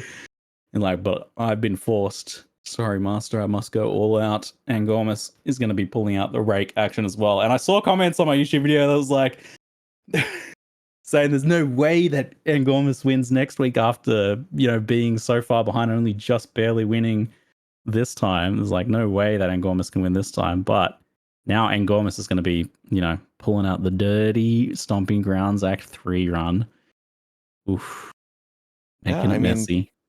I'm a fan. Engormus, it's one of those things where we didn't really know what he's capable of as a player, right? We knew that he's good. We know that he's winning, but sometimes, the ego gets to you. You're not willing to adjust. You're not willing to learn. You're not willing to adapt to the competition if somebody else comes up with something new. But Engormus is showing, despite the fact that he's the best, he is willing to learn from others. And a completely different approach this week compared to the previous one, based off of Jose El Diablo's performance. Okay, so we're getting close to the boss here. I have to forewarn you. You must watch, especially Engormus. I don't know if the other races know about this yet, but you must watch Engormus's end of the first phase, because if you can pull it off, there's a new skip. There's new technology that has been discovered. Hold up. It is so filthy. I love it. So wait a minute. I'm really hoping Engormus can pull. He practiced it a lot yesterday. I think it was just discovered yesterday. He practiced a lot yesterday, and if so, it would actually close the gap if it's not something that possibly Jose, guy that dies, is doing here. I think we're gonna have to stay split screen because Angormus is not too far. He'll be starting his fight in just a second as well. We don't want to miss it. So let's see what happens here. I'll get the camera, new skip tech. But I don't know. Does Guy That Dies have the same tech? We'll see. I'm not going to spoil it beyond that. I don't even know what the tech is, Ziggy. No, you gotta keep us informed here. Let's see it live. If it doesn't happen, I'll explain. But let's have a look here. So, all right, Guy That Dies, first phase happening. Should be pretty clean. We don't see too many issues in the first phase with the stomping grounds. Gets a nice stun there. Getting plenty of time. And Angormus is prepping for the fight now as the boss does their monologue. Is Guy That Dies doing the tech? Let's see. Hold up. We're dodging some lightning here as they wait for the phase to occur. I'm waiting. I can't even tell because I don't have the skills. We can't see the skills on their bar, whether they're even equipped for it, but they should be. And Angormus is beginning. I'm watching. Oh. No, he doesn't know the tech or he missed it. Either way, Guy That Dies did not perform the tech. Okay. Nothing unusual happened at the end of the phase. Okay, watching Angormus. What does he do? He's about to phase. Is he going to have to wait for lightning? He didn't even have to wait for lightning. Careful, Angormus. Now's not time to be crafty. Yes! Did he do it? Is he able to move? Or did he miss? No, he missed! My bad, Ziggy. He types in the chat. What am I seeing? What has he done? This is not how it's supposed to go, Angormus. No, he bargained the game. He broke it by trying to cheat. What? Oh no, Angormus. Ziggy, is this right? This doesn't look normal to me. This is not how it's supposed to go. This is not the new tech. What have we done? The power of break, you don't even need to look. I have to hand it to him though. Look at him. He's not even flinching. He's just going to push through. He tried to finish off the fight with not being able to see. Huh? Okay, all right. Hold on. Let me catch my breath and I'll explain what the hell just happened. Okay. Here we go. What? Did it actually work? He said my bad, Ziggy, so I don't think he did because he wasn't moving on the minimap. Okay, oh my god. He's shaking his head like, what even? Okay, I'm sorry, Devs. The Devs are getting mad at me in the chat background like, what have you done, Ziggy? Okay, all right. Okay, let me explain what's going on. If you disengage backflip at the exact right moment during the phase transition, you will stay standing rather than get knocked down, and you can actually move during the cutscene section and begin fighting the boss a full 5 seconds ahead. So you can actually dodge the cart destruction knockdown. But Angormus missed it because he was crafting and mistimed it. That's why he was typing my bad, Ziggy, because he knew I wanted to see it live and cast it, so he was apologizing to me in the chat. But it seems in his failed attempt, he actually broke the game as well. To be fair, yeah, even if it did work, we wouldn't know because we couldn't see anything. There was a disco ball effect happening. But that doesn't normally happen. Normally, the fight plays out normally. There's not that visual thing is not normally a thing. I think what happened is in his failed attempt, he like clipped into the terrain or something and caused a physics bug. But so that is not normally part of it at all. I've never seen that before. I don't know if Angormus has ever seen that bug before. But yes, that's what you get when you try and cheat, I suppose. Sometimes you break things. Cheat, that's such a strong word. This is clever use of game mechanics, Ziggy. Hello. Yes, it is. I mean, that's what I like it in terms of in-game lore, because you're just like you're so fast, you're so good with your disengage that you don't even get knocked over by the cart getting destroyed, right? You just flip and land on your feet superhero style, which is what Angormus was attempting to do. It did work against him, as he wasn't able to see the fight anymore. I mean, did it? He didn't even seem to care. He killed the fight cleanly. It was like actually faster than Guy That Dies, despite not being able to see the game. It's like Angormus doesn't even need visuals. Yeah, Rake is pretty good. Okay. Oh my lord! I'm gonna catch my breath for a second. That's not how that was supposed to go. Oh, I love the hype up into broken tech. And Angormus is the first person to enter the jungle ruins, so nonetheless, he pulled ahead. Yeah. Even if the skip didn't quite work as planned, and things did not go according to plan, he still has pulled ahead here. That is wild. And he has a 4-link too without doing the jeweler, so he again dropped an early 4-link. Yeah. Yeah, he picked up that extra jewelers earlier, and I think that happened last week, but he did still go and kill them. Monkey. So I think Monkey. this time he's like, I don't need it. Oh, the monkey reset because of the ads, yeah. Okay, monkey. We've had Angormus is like normally pretty confident against monkey, but being careful this time. Oh my! He's actually using the invulnerability frames on the dodge roll to dodge the slam. Like, he's staying in the slam area and continuing fighting. It's actually wild. He's timing it perfectly. My lord, he stepped up his monkey killing game here. People were complaining how the invulnerability frames are not long enough in PoE 2. Guys, I mean... Yeah, one frame is enough for Angormus, apparently. What the hell? And guy that dies too. Did you see that disengage? I love that. Yeah. Oh that my, awesome. They're insane. Holy. They have stepped it up this week with the monkey killing. We've seen people be dying and resetting. Oh my god, it's beautiful. He does it again. It looks so good. Oh, maybe a third time. He nails it every time. Oh my. Amazing. And they both did different strategies too. It was different for both of them too. Like, whoa. Well, yeah, because technically, I guess the thing that they're trying to do here is, well, one, you continuously get to attack the boss as you're performing the thing, but by dodging away from it, they're increasing the distance between themselves and the boss, which increases the amount of damage that Rake does. Therefore, technically, they're not just dodging, they're also speeding up the kill. Yeah, and you keep, like, your dodge is dealing damage with the disengage too, of course, like a not insubstantial extra hit there. That was crazy. That was great. That was ridiculous. Just full Monster Hunter players action right now. They've been practicing the monkey kills. I remember like the earlier weeks when it was like, will he take the risk of taking on the monkey? And then he was getting pretty confident. But now this is like a whole other level beyond that. This is beyond confidence. Yeah, but it's crazy. It's crazy to think that we're already getting to this stage in racing in PoE 2. Because imagine later on. I mean, technically, you can do this with every boss. You can just be invulnerable. Yeah. I think with like the movement and the way skills work in Path of Exile 2, there is a much higher ceiling for technical mastery over like the nuances of how you play the game, which is I'm very excited for Path of Exile 2 racing. I figured that was going to be the case, but it's so cool to see that evolution live. Yeah, it's very, very different. I mean, PoE 1 is seemingly so much more like mechanically demanding, but you don't really need to be as familiar with bosses, at least in the early stages of racing, right? Because you're just kind of killing everything. I mean, there's no real obstacles, maybe other than Brutus or something like that. And yeah, you're always trying to min-max your damage output. But this, I mean, this is not something that we've ever seen in PoE 1, and I don't think we ever will be seeing it, as the game just doesn't allow the players to do so.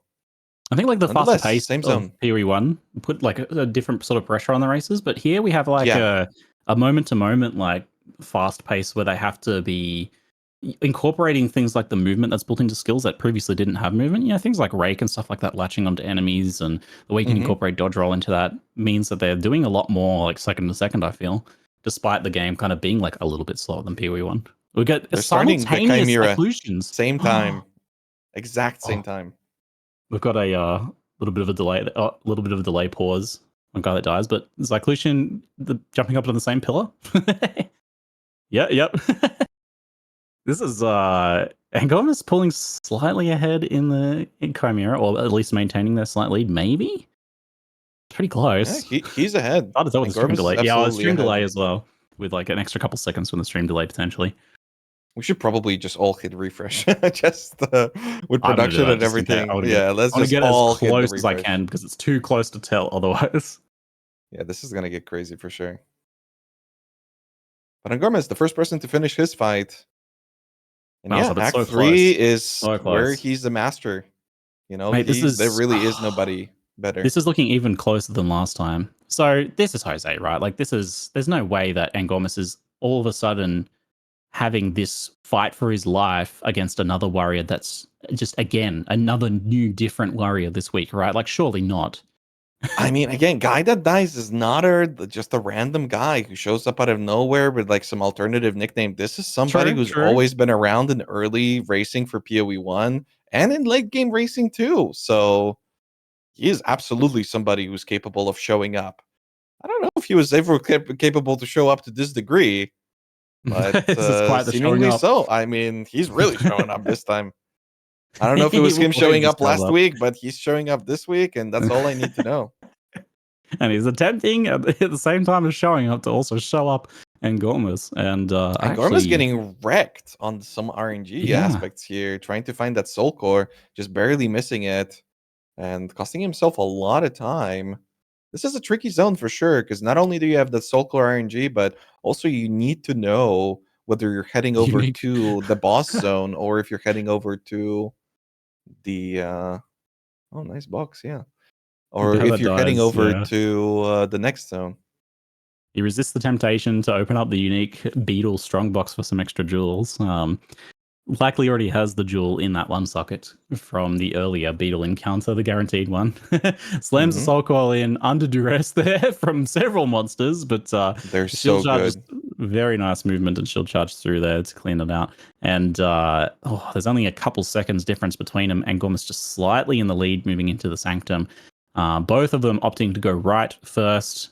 Typically, we'll see right, hit the checkpoint, go left, hit the checkpoint, do some resets to kind of jiggle the quest rewards around. We'll see who has a better run of it, because this is a chance for things to shuffle a little bit in terms of their current positions. Their zone reads, how quickly they get those quest items, maybe slight differences in strategy as to how they go about getting them. Let's have a little bit of a look here. For sure. And just a friendly reminder, guys, there's other players too. I know we're really focused on ZIGGYD that dies and on Gormus right now because we're having a pretty extreme race. This is our last race of the so-called second season of PoE2 racing. But it's really never been this close. I mean, last week we did have an extremely close race, but at this stage of the game, Jose was in the lead with a different approach to Engormus's. But this time it's really a true test to everybody's mechanical challenge, the mechanical ability, but also layout reading is just such a huge factor, as guy that dies is going to be the first person to not just find the socket for the soul core, but also the soul core itself.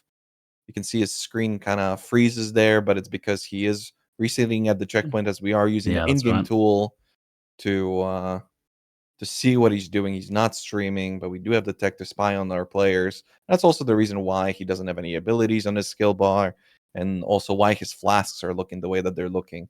It's not because he's not actually using any skills. It's just the in-game tool is still in development, but it is allowing us for a pretty fun watch, as we wouldn't be able to see any of this. So props to GGG for putting in the effort to really benefit. Stepped it up the races for us to be able to see this race, this competition that before would have just been like happening in the background, right? We wouldn't have known. There would have been a story there for us, except like, oh, I guess Engormus almost only just won somehow. Wait, where is Guy going? What's happening right now? He's had a little bit of trouble kind of getting that second soul core in there. Engormus starting Zikotal with a nice lead. Looks like he's going to be finished by the time Zikotal starts for a guy that dies. So. Yeah, grabbing a few extra seconds here. Down in the bottom right, I was watching Ash Novel do one of the unique strong boxes that spawns like a series of rare monster fights. So it's interesting to see stopping for that one and getting lots of loot and XP as a result on the Sork down in the bottom right. And Gormus manning up with his fight. This is a fight that's also killed him in previous weeks, where he tried to do a little bit too much damage, and that triangle attack just barely clipping him, took him down. Not this week, though, as Gormus heads over to the waterways. Ooh. One of the most frustrating zones, I think, in the entire game, both for regular players and also speedrunners. So many mobs, so many things that you have to choose between. Are you going to be killing? Are you going to be using the skip? Are you going to be trying to pull the lever while there's a trillion mobs hitting you? A little bit of desync coming into play, as well as that lever animation is happening, and you're trying to break out of it as quickly as possible with a dodge roll animation cancel. And then Gormus opting to go for a reset at checkpoint and not happy with it either. Interesting. Why?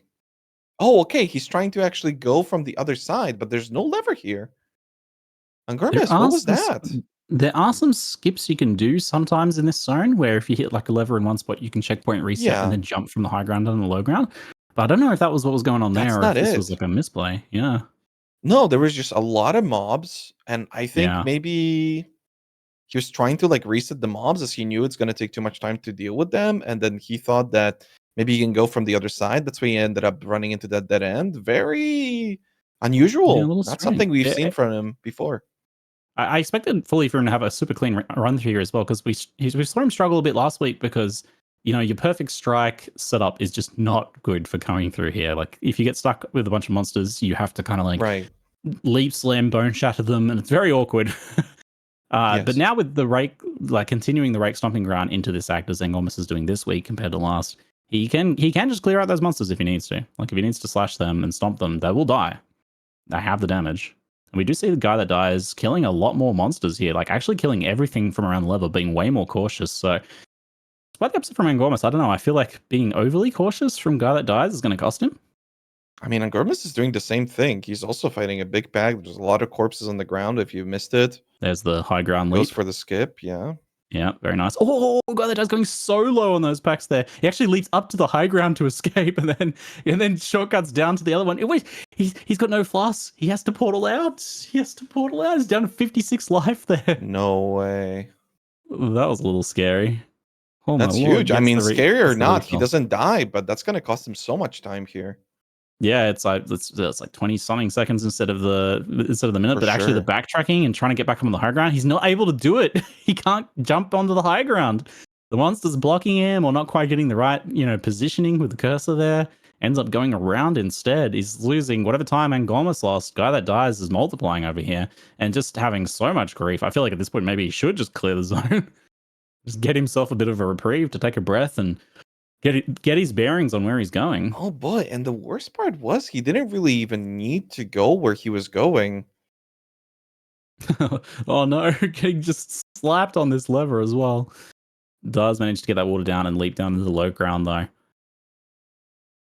Yeah, this is looks like zone. Getting things back together now. It is. It had been a bloodbath in plenty of the other races and still causing a lot of challenge for the races. They're pushing through a super under level. So many mobs for Angormus, but still managing to mostly animation cancel and one-shot them. Goes for the dodge. Is this going to be it for Angormus? No. Okay, he doesn't actually even end up taking any damage. That was so many mobs. Oh, Caster Curse. The champion pack woven in there, doing quite a bit of extra damage. Right as that's what I thought his HP cleanly out. Oh man! Oh no! Guy that dies. Meanwhile, at the same time, guy that dies on the lever. I always say this, but holding true to his name there. That is a huge upset right now.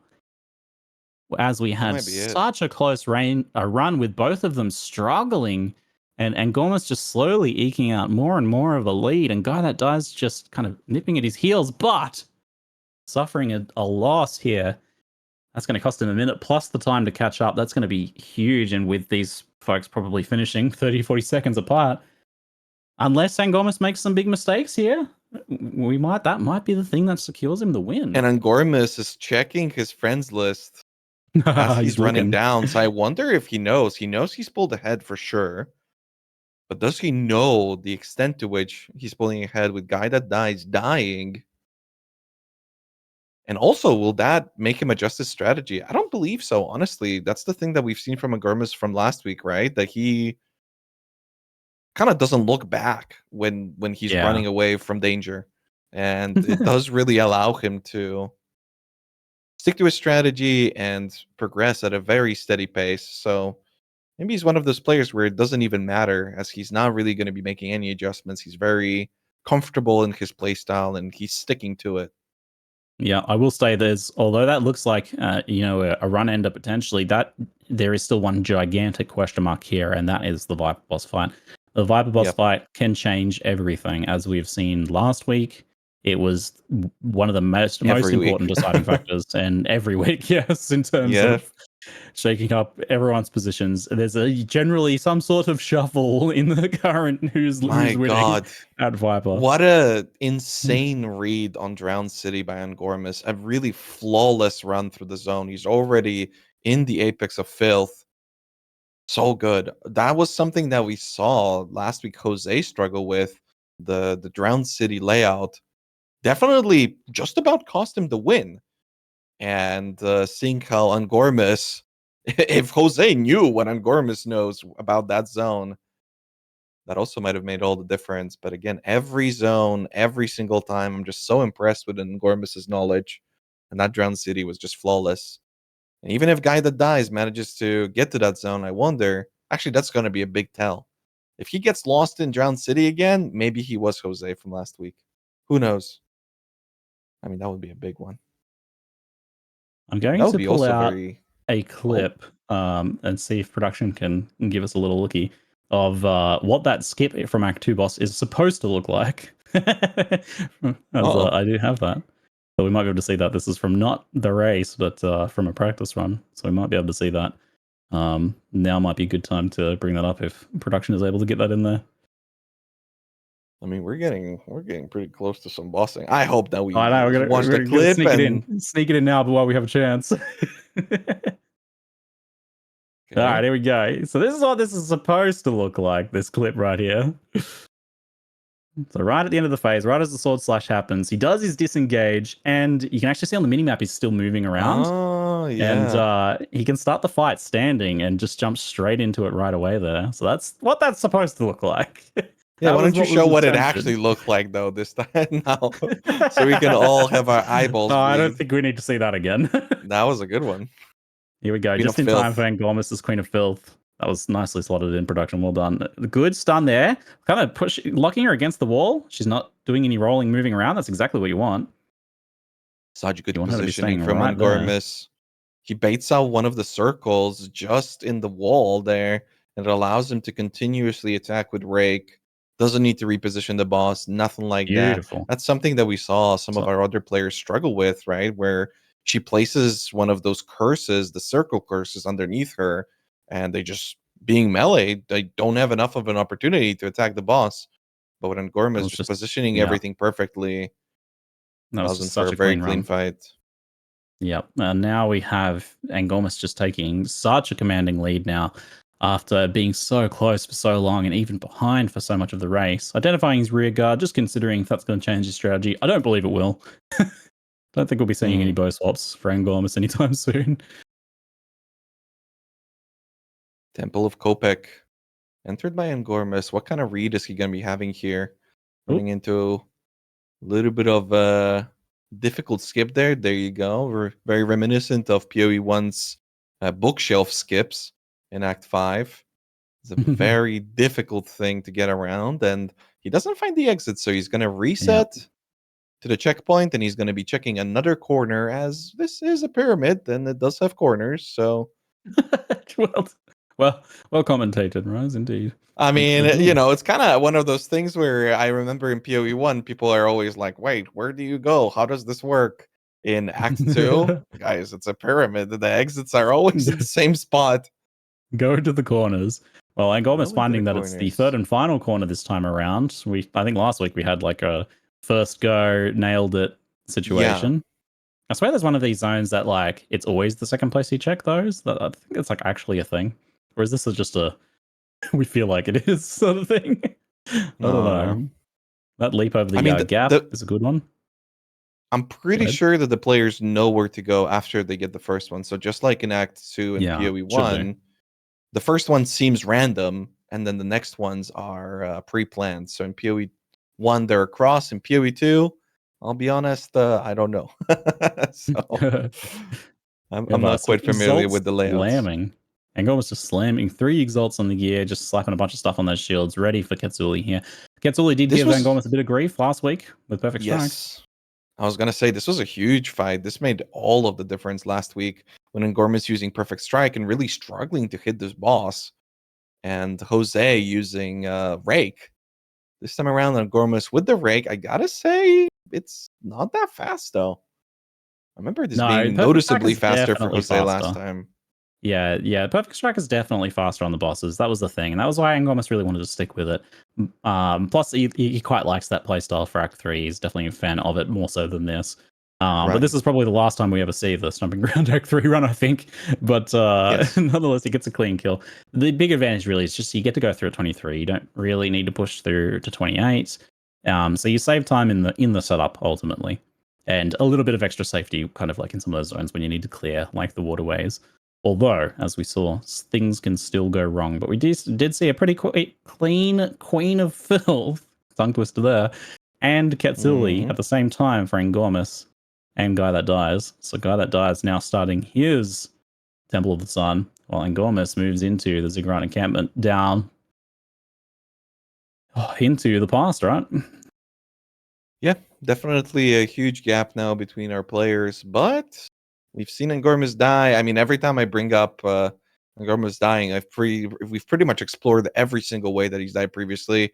With now mentioning, I believe the last thing that he does died to, and that's Viper. I think he died in the fourth race. He's going so low.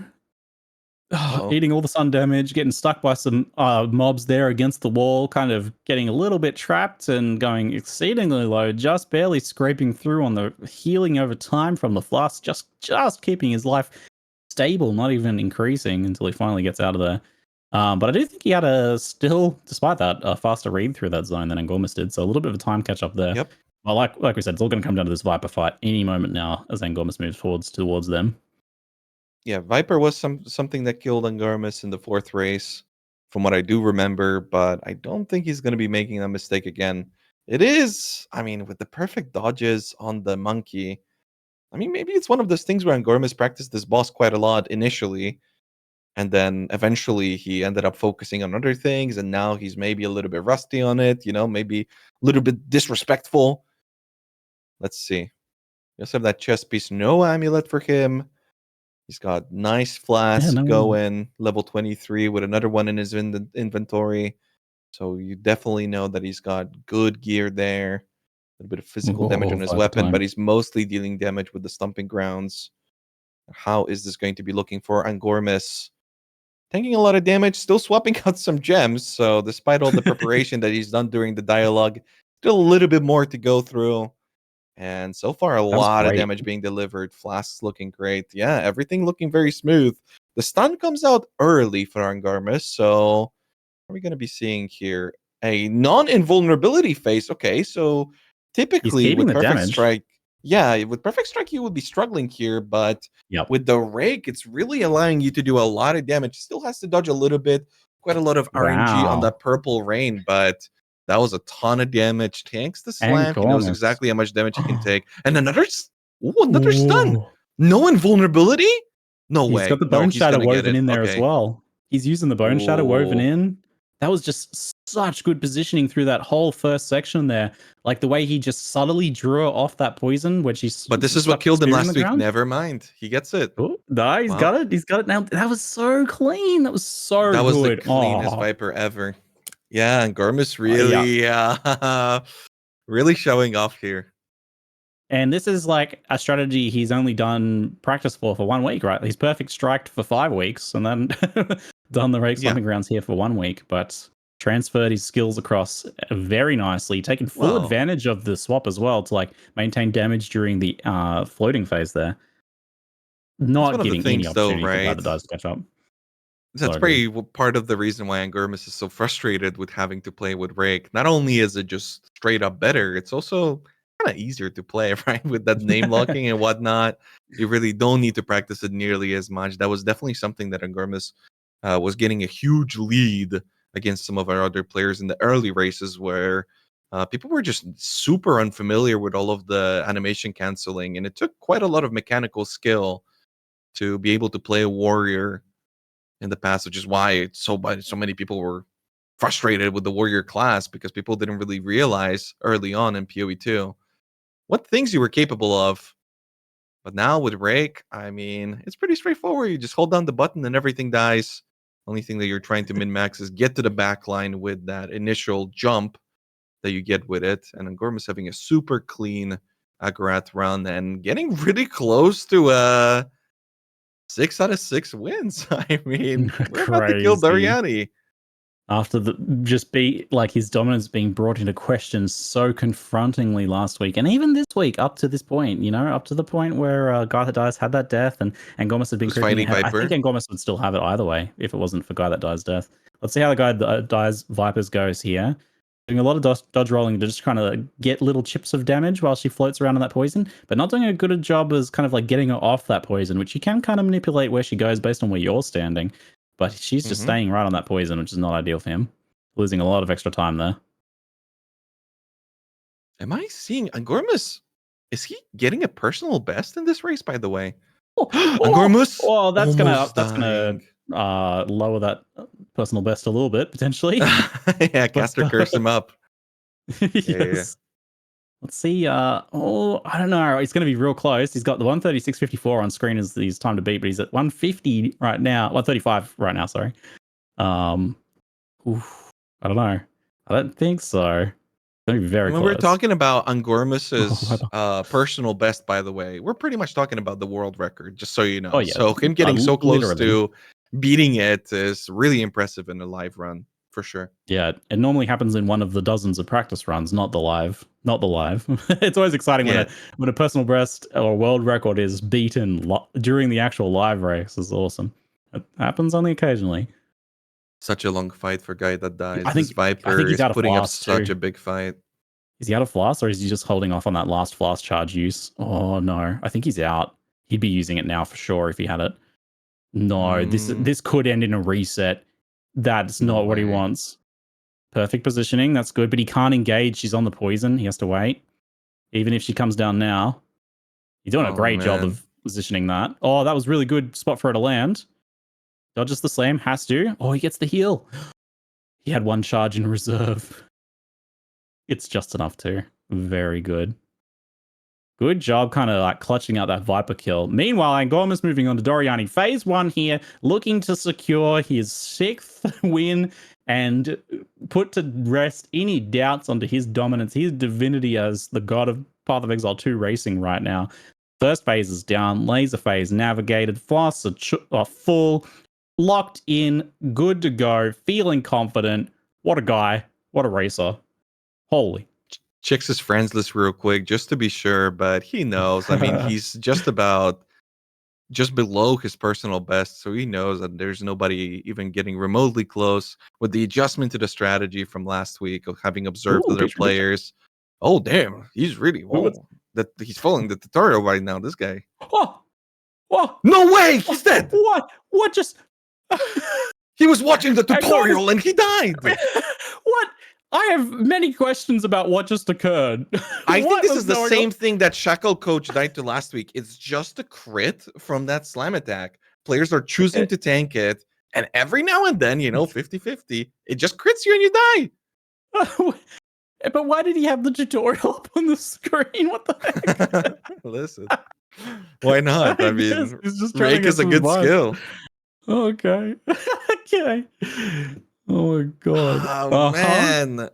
I mean, one more rip and Guy That Dies is in there. Let's see. Angormus. We've seen him. Did we see him die to Doryani before? 2 deaths. 2 deaths. So close to his personal best with 2 deaths is wild. 4, 3, 2, 1. Angormus, get back in the fight, mate. Get back in the fight. Yeah, nowhere near the personal best anymore. I mean, okay, so behind. He's still got this in the bag, unless that happens again, because Guy That Dies just... Oh, Ziggy, I like your strat. The caster... Oh, that was such a nice caster curse. Damn. Really subtle. It can't happen twice. I've never seen this. It's never happened before. There's no way that Angormus can die again. No. He's too good to make that same mistake twice. Oh, There's no way. Go so low, mate. What are you doing? It's scaring me. My heart is racing. I feel alive. This is good. This is good. First phase going down pretty well. Did take a bit more damage. Prime. Start choking. Oh! Nicely navigated the back flip, the back roll into the laser dodge roll. Oh, he's Alkaliv G. Come on. Pushing his luck a little bit there, maybe. Oh, that positioning between the lasers. He's so good. It's so clean. So good. It's so nice. Pops all of the ground effects. Oh. Yep, despite everything going on in the arena, he still takes the time to clean up the arena for the next phase, getting himself ready. Is he opening the tutorial again? No, he's not going to do it. He's not going to do it. What is he doing? He's thinking about it. Don't do it. Okay. Okay, the real question is he going to dodge the slam attack? He does dodge it this time. Probably for the best. Yep. I wonder if he knows if he can really take any risks here. I don't think he wants he to, can't. regardless of, okay, here we go. Is he dodging it? He tanked it. This is the attack that killed him previously. How did it kill him? A guy that dies is about to finish his first phase. He's caught up so much. He was minutes behind. Guy that does has had an amazing catch up after that death from Angormus. That really puts the pressure on here. But Angormus has got, like, this is ideal for him. This is prime. Oh, invulnerability. It's too close. We might have to split screen. They're both on. No way. The second phase is starting from guy that dies too. I mean, Angormus is really taking his time here. Tanks another slam. I don't think that was intended. Playing it safe. Yeah, if you've got a 30-second lead, then playing it safe is probably the call. Because the death is the thing that loses it for him here. He's really messing around with his gems so much. Crazy. But laser. Oh, but the stun. It was so perfect. That was so good. That secures it for him for sure. There's barely any time. The big back swipe right into the thunderbolts. Oh, he took so much damage from that, but he gets the win. And Angormus does it again. Oh, but it was so close to losing it. It almost slipped through his fingers. Made him sweat there towards the end for sure. Oh, my heart. Angormus, well done, mate. He does it once again, proves his dominance with his 6th win in a row. We'd say that like there was just no chance, but these last 2 races prove that's not the case. He has to be 100% on the ball. He practiced non-stop for this one and changed strategies in a way that he didn't want to do to just try and stay on the cutting edge, and has managed to do. Gets 2 uniques for the boss kill. Nice. They're just raining treasures on him for the win right there. I love it. Yeah, and I love it. I have to admit that, in some of our previous races, it was so clear that Angormus was just the player that worked harder than anybody else, and he was just so much better. Nobody was really coming close to him, but it wasn't necessarily because he was better. He just worked harder, right? But this time around, we have so many players working so hard. We had a showing of Jose El Diablo last week too that made Angormus adjust his strategy and everything. And without a shadow of a doubt, everybody else is tryharding and they're trying to improve and they're trying to be better than Angormus now. And they're just not. No matter how much any of the other players try, it just seems like Angormus is simply better. Yeah, he can make mistakes and still kind of hold that edge, right? Like, so that just kind of like really makes you think about just how much of that edge he still has. But they're getting so close now. And guy that dies, finishing off his Doryani kill to take 2nd place warrior. Absolutely impressive, monumental effort from him. And like, oh no, what? This huh? Devs, what happens in this case? Okay, we need a judgment call here. That counts, right? I think that counts. It has to. I think that counts. Huh? What? I mean, he's not respawning, which is good. Just see question marks. Our devs behind the scenes are typing out question marks, all of them. All I see from the devs is question marks. How is the ladder looking like? We're all just question marking in the chat as well. We're the ones question marking. Okay, it counts. It counts. It counts. The ladder says yes. Okay, it counts. Amazing. What a finish. Thank you for that. Guy dies with that amazing finish.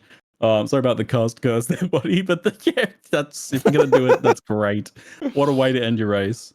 That's hilarious. We're gonna very good. We got question mark. We have a oh, what do we got? We've got a clip. Oh, is this the clip of Angormus's death from earlier? I just did he do that on purpose? What's with the tutorial? I don't the rank tutorial. Wow, I feel like it's a political commentary, right? He brings up the rank tutorial only to die. Oh my god! He got absolutely blown up there. That's crazy. That ability, I think it just has a lot of crit or something. There's something inconsistent about that one. His chat says he does it on purpose. I was figuring it was some sort of political commentary going on there. It's like, yeah, look, let me bring the rank tutorial up. Oh my god. Oh, catch our breath for a sec as we move into phase 2 of the race here to find out how the other classes out and how they go. I like how Angormus gets his own phase. I mean, guy that dies does too, I guess. as we enter, the next phase of the race, which is everybody else finishing. Yeah, everybody we else. do still get demis from all of the class wins, a unique, well, I guess there's 6 of them, but still a nice little art, nice little microtransaction for all of our class winners. And so far, only the Warriors have finished, as you see now, with the top left being Bunka, our witch representative. No demon form this week. A different approach, trying to get through the waterways. Shackle Coach, another warrior player who will not have an opportunity for a demi this week, but he's been practicing a lot and really showing up for Brazil over here, fighting the Queen of Filth right now, dodging those mushrooms. Oh my, desync. Rake, that was Rake rubber banding to the boss. Like he had the Rake grabbed on as the boss was rolling, which just like zooms you across the screen. But it was, it's good, but it's unfortunate the timing because it caused him to actually just end up under her slam. So it can be a double-edged sword, the speed of Rake there. And it did kind of almost get him killed. But yeah, we've had Shacklecast kind of come out of nowhere a few weeks ago and just do some really, really good races here. And playing on the most competitive class as well. You got to hand it to him for that for sure. Yeah, it's nice to see that he's competing against himself, he's putting in a lot of work, he's practicing a lot, he's trying to get those personal bests out. You can still see that even though he knows that he's technically lost the race, he's still remaining focused and, emotional and trying to do his best. We also have Whole New Society in the bottom left, a mercenary heading over to the Viper fight, beginning just now. You can catch that, everybody's favorite cutscene. There we go. I'll give you some getting schmacked. Some closing times for Engormus was 1 hour and 41 minutes and 5 seconds, beating his previous last week win of 149 by 8 minutes. So 8 minutes exactly. Time shaved off there, and again, not even his personal best. A few minutes behind the personal best in the end, but just each week, just shaving so much time off of this. Remember the first week? It was like 4 to 6 hours with the finish times. Something like that. I think even Angormus finished in like 2 hours and 30 or something. Was it 2 hours 34? Yeah, it just keeps slight getting improvement, faster and faster and faster. But for everyone just too, 30 minutes. Not just Angormus, right? Like the whole pack is just speeding up so much. We get less and less race time each week. It's like you guys might have to at some point we'll have to tell them to slow down. True. Or I guess add some more content to the race, huh? Which I mean, I think with the possible removal of Rake from the races, we're gonna have different times. That might slow things down a little bit. I wonder. Yeah, I wonder if Act 3 finish might be a little slower, but yeah, who knows what the future holds with extra content too. We might be seeing like a all acts race in the future, right? Oh, I can't wait for that. But Angormus finishing at 141 and Guy That Dies at 142.56. So I'm in at 50 behind. In the end there. Ooh, Ash Novel in the bottom right going a little low there. But that does not only secure the Demi's win for Warrior for this week for Angormus, but obviously the Ash Novel, please. No flasks.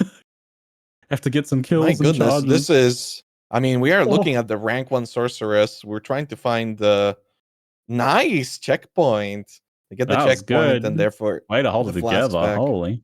Yeah. That was amazing. And they are the rank 1 sorceress, and I don't think this is a name that we're familiar with from any of the previous weeks, so a really nice showing right now for Ash Novel. In a class that previously was deemed seemingly unraceable. Sorceress was one of those funny classes where I think in the first week people took like 4 hours and 30 minutes or something to finish with. So it's cool to see that even though, Rake does make it so that there's less diversity and variety in the skills that people use, but it does bring all of the classes closer together. Yeah, it has leveled the playing field for the finish times a little bit, and sped up everyone overall from that nice mobility for this spear. But Bunker, as we saw earlier, only trailing behind the Warriors by a little bit, which is very impressive on the Witch, and the Sorceress still, even being in kind of like the same act at this point, is impressive. So nice big speed up there. I'm wondering where the Huntresses have ended up going, because we did have last week Huntresses with the overall kind of class placings were Warrior, Merc, Huntress. Okay, Mostly Works has finished on Warrior. So not another class, but with 1 hour and Oh. 47 minutes, mostly works, improving every Yeah. week. And nicely done. I'm wondering what happened to 2's, because they took third place warrior last time with a very close finish. Remember, they were putting a ton of pressure. Oh, they tapped out, didn't they? Oh, no. Oh, no. I reminded myself. So tragic. They had such a good second race. True. Yeah. Well, congratulations to Mostly Works for taking the third place warrior there. Very nice. We're watching Vark Mall blocks, by the way, right now. Ziggy, the rank 1 monk finishing up. Looking really They're the good. Neon Mark Ruckus name, aren't they? Yeah. Let me get them on screen for myself. They're moving into their second phase. Doryani there. 807 HP. I wonder if it's going to make a difference against the seemingly indefensible slam. I wonder if it's Surely something to do you with don't resistances. take the slams moving forwards, right? After seeing 2 players in 2 weeks die to that, I surely you mean, stop tanking it. maybe. Seems I'm trying to check. Inadvisable. I don't think there's really any other. I mean, there's a lot of players who are not even anywhere remotely close to level 23. So many people over leveling, trying to go for the safer strategy. We have more than 50 players above level 23. It's a very different approach from many other contestants trying to take the slightly safer route. As Rock continues his streak that just Good started job last navigating week noise. Oh, butt laser. when it comes to the monk wins. And people are getting so good at dodging this butt laser thing.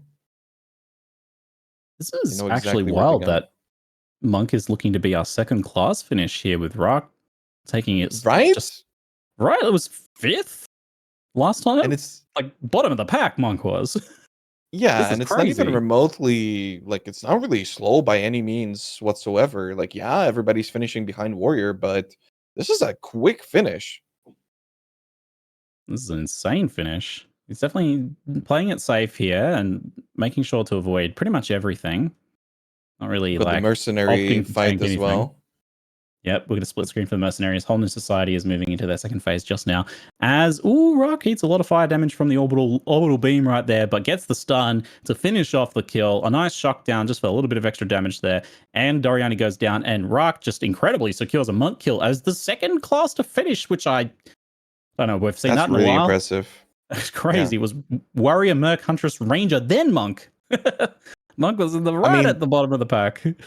I can tell you that the 4-time winner Monk player, Sarge, thought that Monk was the weakest class out of the bunch in general. And it was to the point where he ended up losing, and then he's not even participating this week. So Rock it's cool to says see no. that. to that. Yeah, it's cool to see that there's more to it. Congratulations to Rock Moblox for securing their demigods, their number 1 monk kill, and also second kind of place in the classing overall for this race, which is very impressive. And that gets them the fastest time, definitely by far, for monk across all 3 weeks.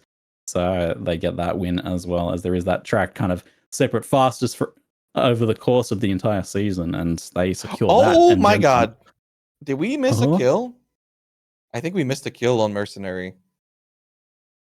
No, we are watching Whole New Society. Yeah, whoa, but who? We've got 4finger getting the rank 1 Mercenary kill with 1 hour and 52 minutes. I was just checking the time for the monk to compare it to last week if you're interested. It's 1 hour 52 minutes and 16 seconds compared to last week's kill from Rark with 2 hours and 6 minutes. So a lot of time faster. But so yeah, we totally missed a kill. Yeah, I thought Whole New Society was just about to bag this win, and all of a sudden, coming out of nowhere, 4finger choke, 4finger, just kind of gets the kill there. Both of them not streaming, I believe, so we can only spectate one person at a time right now. Limits of the technology, unfortunately. But apparently they were trying to tell us.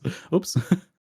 Whoops. It was at the same time as the monk kill, so we couldn't quite peek in on that. Since Whole New Society is streaming, we could watch them, so we did miss that one as the monk was getting their kill. Yeah, that's the thing. If they 2 different classes that aren't streaming are doing it, we can't really watch both just yet. Maybe in the future as the technology improves a bit further. But the final result for that though is that not quite getting the win there for Whole New Society as they take second place, only just barely, with Fourfinger taking the Mercenary win as the third class to finish at 1 hour and 52 minutes. Yeah, and we're struggling as production tries to show our players on the screen, as we apparently do have Arco on the Huntress fighting the Doryani, and also Kiam on the Ranger. Yeah, let's try and get Arco in here. we're trying to sort. Is Arco streaming? Right, Arco. We've got a nice little full screen for Arco, just beginning the second fight. Good job. Or the second phase of the fight. Just clutching that production. Good job. Some poisons going on. Wonder if that's a strategy that they mean to be doing, or if it's just a byproduct of something they found and equipped. We did see some people using poison with armor shred on some bits and pieces here and there in the past. Yeah. I don't know where the poison could be coming from here. They do have some armor break happening. Oh yeah, they got that full armor break. They're actually getting substantial armor break. Yeah. It's a full armor break. That's really cool. I don't actually know how they've worked that in. Quite Maybe effective an extra support on Rake. Yeah. I mean, yeah, to actually get the full armor break, the poison setup was not doing much at all, but this is actually destroying that armor straight up. Yeah. One of the few things you can actually do to scale kind of stomping grounds damage, since you can't really scale it very directly beyond getting strength. Yeah, I mean, that's another thing that I guess we should have pointed out earlier. There is quite a bit of difference because some of our players have been utilizing rage generating tools, which is attack damage and therefore does scale Rake. But we haven't seen that in every single approach from every single class. And that's another thing that's going to make a big difference, right? That additional 30% more damage, having good uptime on it and really playing around it entirely. Quite huge as Arco dodges another big Bud Laser. Full rotation going down, positioned nicely, not really even having to move, just positioning in the right place from the outset. I like how the stun indicator is on Doryani's elbow. Like he can, like it's some sort of crit spot, you can take his arm off. That'd be cool. Nice cool stun there. Armor is broken. Gets the shock in addition to the armor break to finish him off. A little bit of extra damage. Forced to move just a smidge. Yeah, he's closing this one out. This should be our Hunter win here. All right, Huntress even. He's forced to delay the victory a little bit. Oh, okay, good job with the combo movement to get out of the slam. And finishes him off there. Very nicely done. That was the culling strike there at the end too, actually. I like that. See the frenzy charge? That was the new spear skill that they added.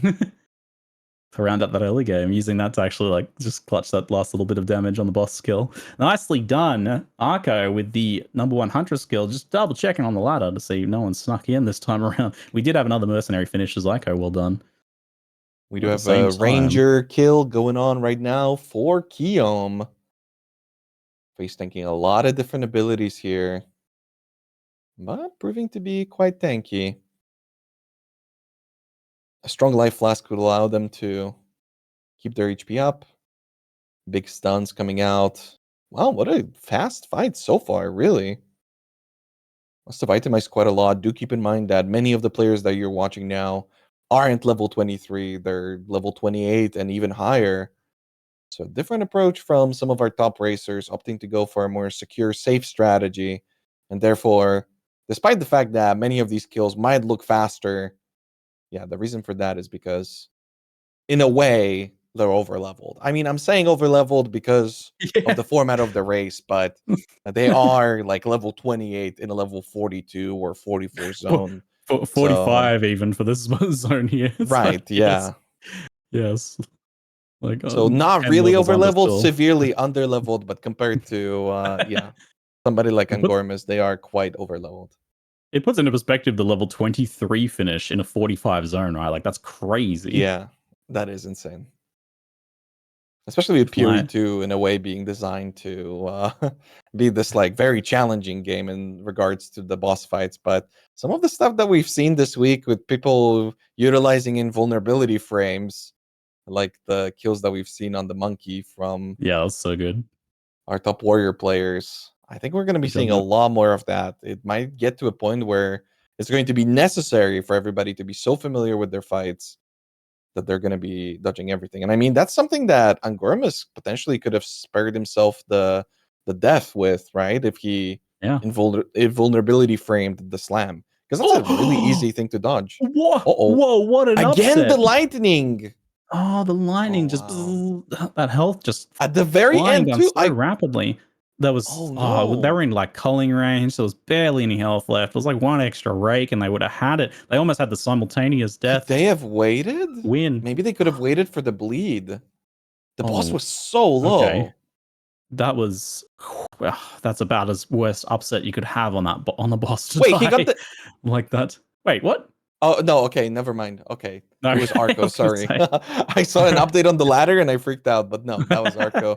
Finishing on the Huntress. Bleed or something? Surely not. Yeah, no Ranger finishes. Yes. Yeah, Arco's Huntress one updating on the ladder now. The sign delay there. Shakal Coach getting close on the Warrior. Nicely done. A good effort from them across 3 races. Lots of improvement each week as well. So they get better and better. I'm having Someone to keep wait an eye on in the long term for racing. Bunka being a rank 1 witch, messing around with their gems, getting over to the second phase of the fight now. Yeah, now we have why is Bunka just carrying a gem around? Bunka, what's going on? You put that down. You put that gem down. I got a place for it. Just doing some swaps. Maybe doing mid-combat swaps back and forth. He's actually doing that. Yeah. I can't quite read the names, but this is some armor break tech, I think, going on here. Yeah, I think that's exactly what's happening. He's swapping it in to get armor break and then swapping it back for damage. Yes. What the? That's amazing. Huh? I think he's swapping close combat with armor break, yeah. Amazing. That's so good. It's like maintain the armor break, swap back in, refresh the armor break, swap back, do more damage. Crazy. It's pretty effective. I never even thought of that sort of optimization. That's wild. That's like the next level beyond swapping in some bossing boots or something. I mean, this is the stuff that we need to go for. Despite Bunka finishing very late, at some point, if you guys remember, this was a witch that was really close. Actually, I wonder what happened. Because Bunka was literally in the same zone as our warriors in Act 2. Yeah, and then they gained really kind of more and more of that advantage over time. Not quite that same speed through the Act 3, huh? But oh no, actually crazy. Shakal died. No, Shakal. And the death from our Ranger in the top left there, Kiom, meant that Ranger was going to get the next win, but now it looks like it's going to be going to Witch with Bunka, unless I'm calling it too early. But I mean, the absolute confidence on display here with the gem swaps. Careful, Ziggy. Dodges the slam, respectfully dodges the slam, very nice. This also doesn't even let the boss go for the invulnerability. Nicely done, Bunka. Securing the witch win there in absolute style. And I have to say, they play on like 2/3 of the screen instead of the full screen, right? Because the whole time the skill menu is open. It's not as much space to dodge and move around. The ad comes in after the boss fight just to like zap them in the face. Wait, where did that come from? Nice. Pretty rude. Waiting in the door that whole time. Like Doryani, that's gonna be our witch. Slightly delayed. Well done, Bunka, with the kill there, and also cool tech with the gem swapping. That's awesome. Because we saw people using the armor break, but they weren't like swapping back in for the damage gem on top of that. It was small optimization, but very cute. I love to see it. Kium continuing their fight after an unfortunate rip right at the very end of the fight. Many butt lasers are being dodged. That means it's just Sorceress and Ranger to finish up here. And if Kiom has no further upsets, and I got to be careful today because my caster curse is very strong right now. I even caster curse for the game earlier. Yeah, very powerful, Ziggy. You've really it's been pointed that I even well. Yes, I even killed the game's engine with my caster curse. So we'll look careful here. So we'll just I'll try and keep things a little bit open-ended, let fate play out normally instead of having such a strong influence. But nonetheless, it looks like we are seeing Kiom's win here. My goodness, looking at what's happening. No, Ziggy, no! Go, the butt laser. It's wastes so much of that butt laser. No dodges the second one, only just. No, it's still going. They're not getting a chance to finish. It's literally like just one hit.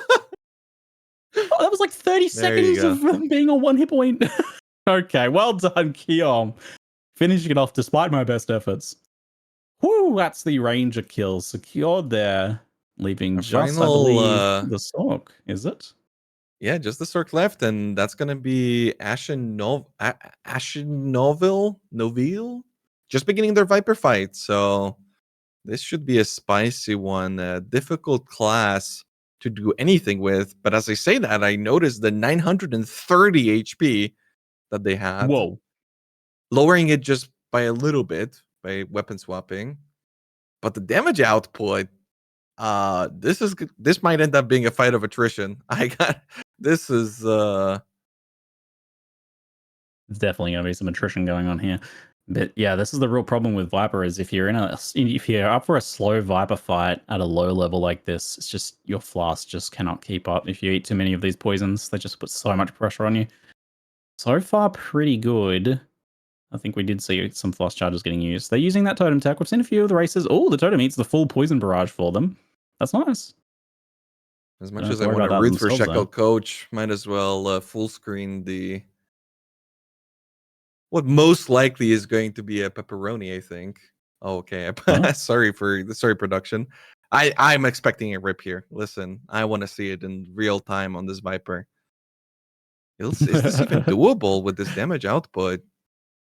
Nice dodges. Players learning to dodge the ads in a much more controlled way. And by controlled, I mean you don't even look at the ads. You simply time the dodges and dodge regardless of whether you're getting attacked or not. I remember when players used to block these attacks, but sometimes you would get poked in the back.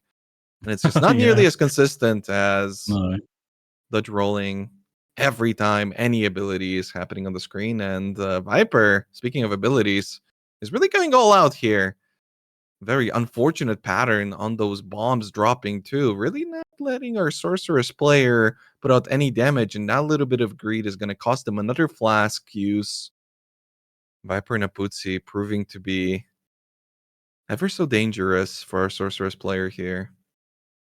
They're doing a really good job of doing pacing this fight and managing those fast charges. Still above half charges. The halfway point here is really good. And that totem play comes out too. Yeah, the totem has been taking their fair share of the pain, having died multiple times instantly to barrages from Viper, which otherwise would have gone maybe to the player's face. So, yeah. This is getting close though. It's getting intense. I don't like how this is turning now. Big shock. I also noticed the shock there.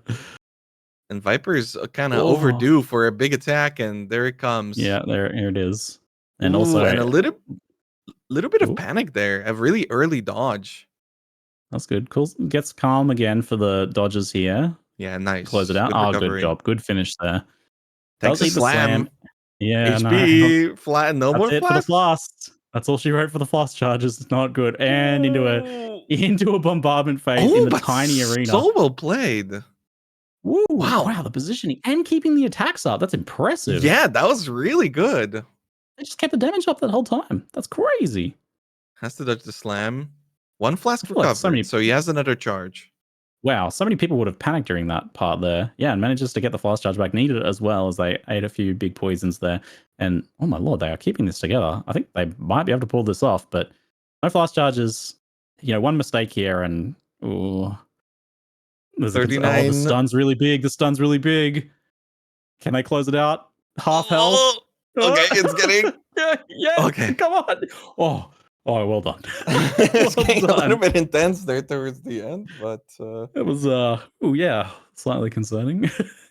Nicely done. No pressure. Well, that's the big hurdle of Viper down now. They can continue their final push to try and close out this race to take the Sorceress win. So far, they hold a commanding lead right now. So Viper would have been the place where they potentially would have lost that, although we've seen some Doryani deaths of late. Also, a little careful navigating this zone with these ads here.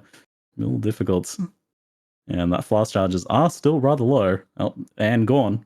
So no more room for mistakes there. Oh, we do not want to reset here. It would be a lot of extra zone to rerun. Life dropping a little low as they move through these packs, just taking a little bit of chip damage. Yeah, no more flasks. Oh, there's the checkpoint. It's in sight. Oh, safety. Nicely done.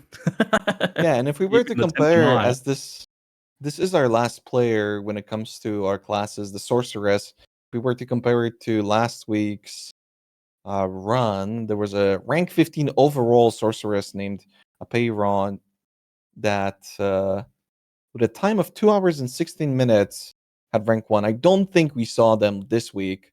So this is a new player that we're seeing, not somebody who finished last week, at least not on the Sorceress as far as I can tell. So Yeah, showing up, putting in the work last week, getting excited for racing, maybe you're joining the racing Discord.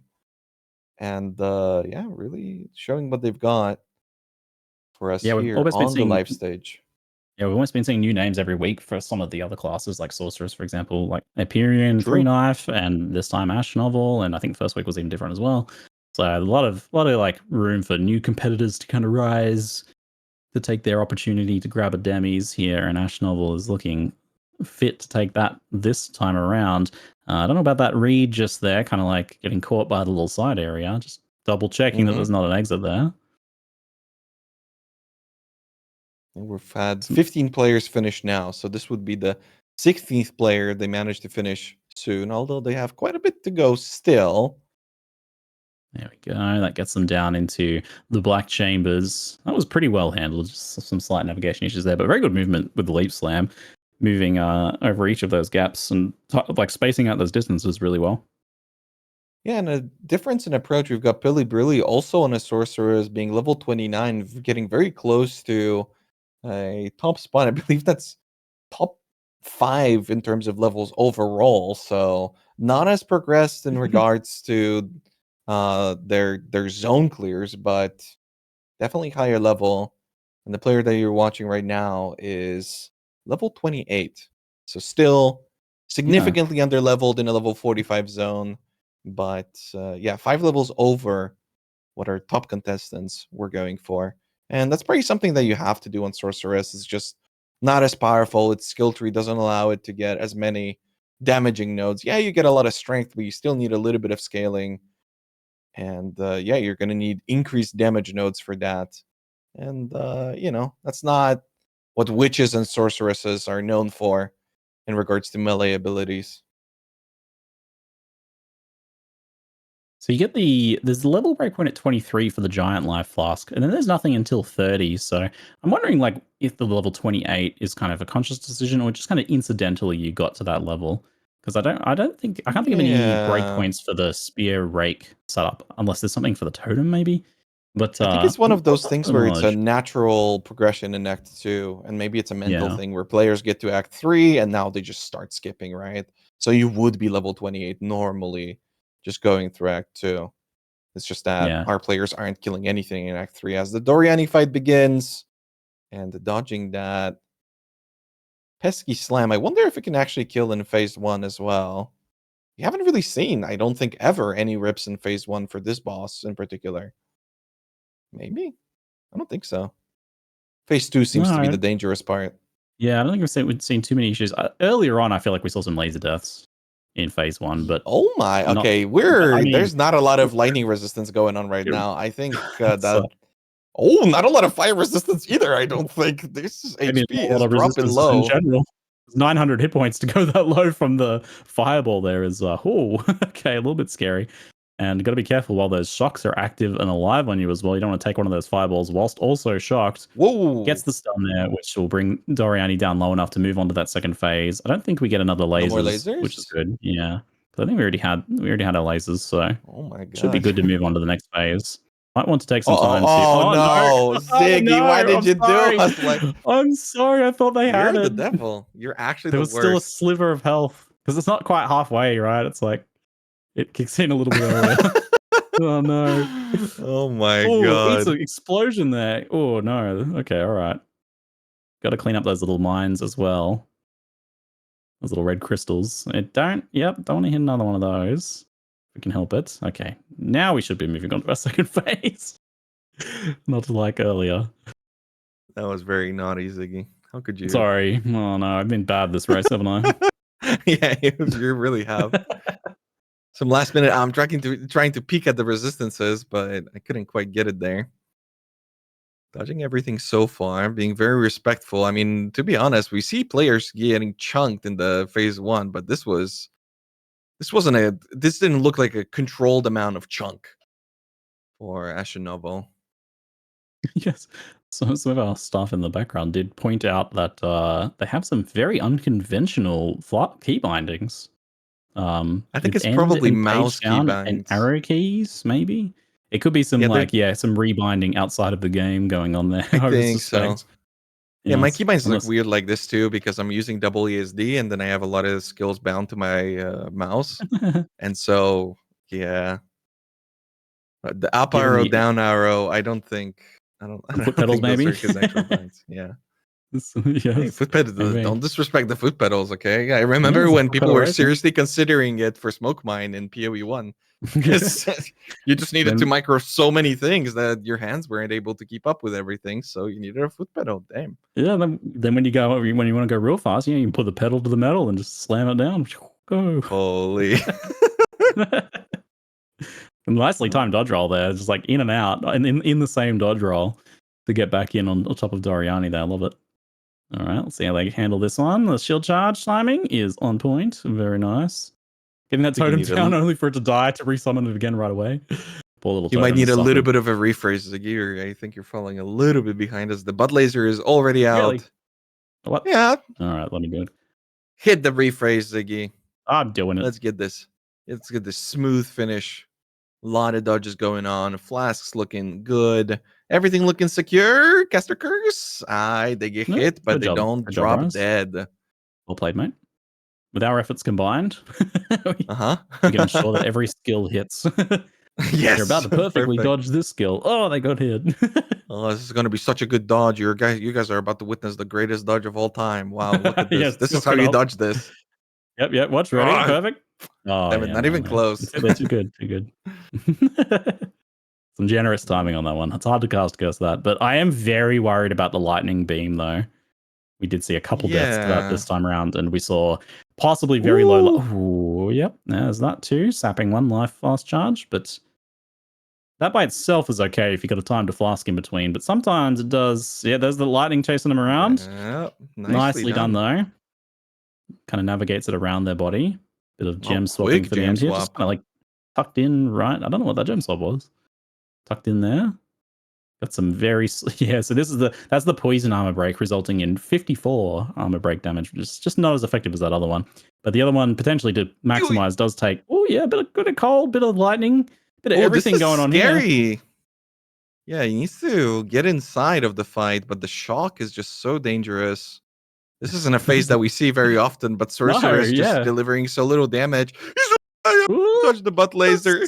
How did he not take a lot of damage from the butt laser? I swear he was on it the whole time. Oh my god, it's getting heavy. The this is getting a little intense. Okay, all right. Seeing too many of those beams. Flasks are actually starting to go low now. Not usually a problem in Doryani, but attrition is occurring. Good heavens. Get out of there. Oh, yep. No, they take that one. Okay. You might want to get out of this. You're just going to take these two. It's fine. Don't worry about it. Yep. Okay. You should be able to get out of this. No worries. Okay. These fat rolls are intense. Totems are dead. Oh, okay. Come on. It's so close. Close it out. You can do it, Ash. You got this. There we go. Just a little bit there. Done. Oh, the beams. What have lighting? Yes. I've never had such low DPS, and yet still secures the Sorceress win. Ash Novel, congratulations on securing that Sorceress win there. What an amazing race. I did not know what to expect coming into this race this week after last week's race with Jose. I don't know if we can call it Is Guy That Dies Jose. It looks very reminiscent of last week. But Angormus, absolutely on point. Rise is unconvinced. I'm not sure. I'm not sure about that one. Because he was good, but he wasn't El Diablo, you know? That might have been Jose, but it wasn't El Diablo. It's so weird for them to be not there on the same weeks though. Like, what's going on with that? Is it though? I mean, if it was, Ty, really, I can see it. It's a player that gets tilted. It's a player that only wants to show up if they know they're gonna win. Sure.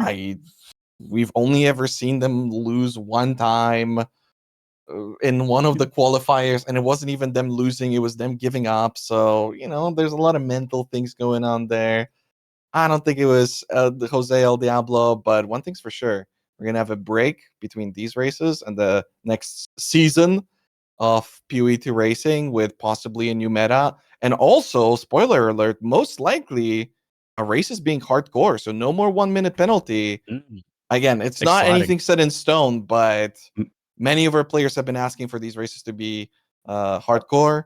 You know, Angormus, one of the biggest proponents of that, himself being a hardcore player, and with him dying pretty much every race, I think, and this race in particular winning, but dying 2 times, he's not going to be able to do that anymore. So a lot more at stakes coming up in the future change seasons. The nature of it a lot. Yeah, absolutely. I'm seeing some keenness on the developers side of things as well to potentially go that route. So it looks like we might be exploring some hardcore next time. We'll wait for, when that is officially announced, and who knows, like the skills going to be changing, whether there's going to be new classes, new skills, new weapons, possibly new content, right? Like, who knows what's happening next race season. It's very exciting. And I don't think we're going to get satisfactory answers as to the mysteries of season 2, right? Like, I feel like they're going to go unanswered for some time. So maybe next season we find out. Like, that does kind of suck, huh? We really don't know in the end. I thought that we were going to have some grand reveal or something, but I guess, we're ending on a cliffhanger. Ripping off the mask and being like, it was me all along. We're not going to get that potentially until, like, I don't know. I feel like maybe if we had them win and Angormus not win, maybe there would have been some claiming of the victory. You're taking credit, but who knows at this point? So, last time we got it because of ExileCon. You can't really hide when you're in person on stage. So, I don't know. The mystery continues. That's kind of exciting. I love not knowing what to expect with the racing, and Path of Exile 2 Racing has been delivering that consistently for us. So that is our third and final race there, with Angormus taking the fastest time overall across all 3 races, as well as Warrior, and then everyone else closing out for this race. And congratulations to all the races. Great job, everyone. Thanks for all the entertainment. Thanks, chat, for hanging out and enjoying the races. And thanks to GG for putting on some Path of Exile, some PoE sports racing action for us, as I love to get on here and cast. And thanks, Raz, for joining me. Yeah, thank you. And if you are one of those players that maybe watch this for the first time and you're not super familiar with PoE2 racing, make sure to join the racing Discord and start practicing now if you want to get that demi for future seasons. Because that's how Angormus did it. Yeah, he started practicing before anybody else, and he's still practicing more than anybody, seemingly, from what we've seen. But now's the best time to start. So make sure to look into that, as we are going to be having more events in the future. And it's still such early days for PoE racing as well. It's like, it's not some insurmountable thing you can't catch up to. Like, you're always getting new people every week showing up who like started racing a week ago. But they've been in that Discord, they've been chatting with the other people, they've been learning, they've been studying other people's races and practicing. You can definitely get in there. Like, we're seeing Sorceress, for example, like, just new people every week. So it's good time. It's a good time to get into it for sure. But that is going to be it for our cast here for Race 3, Season 2. PoE Sports. We'll see you next season. I'm ZIGGYD with RaizQT. Thanks very much for watching. Bye-bye, folks. See yous. Bye.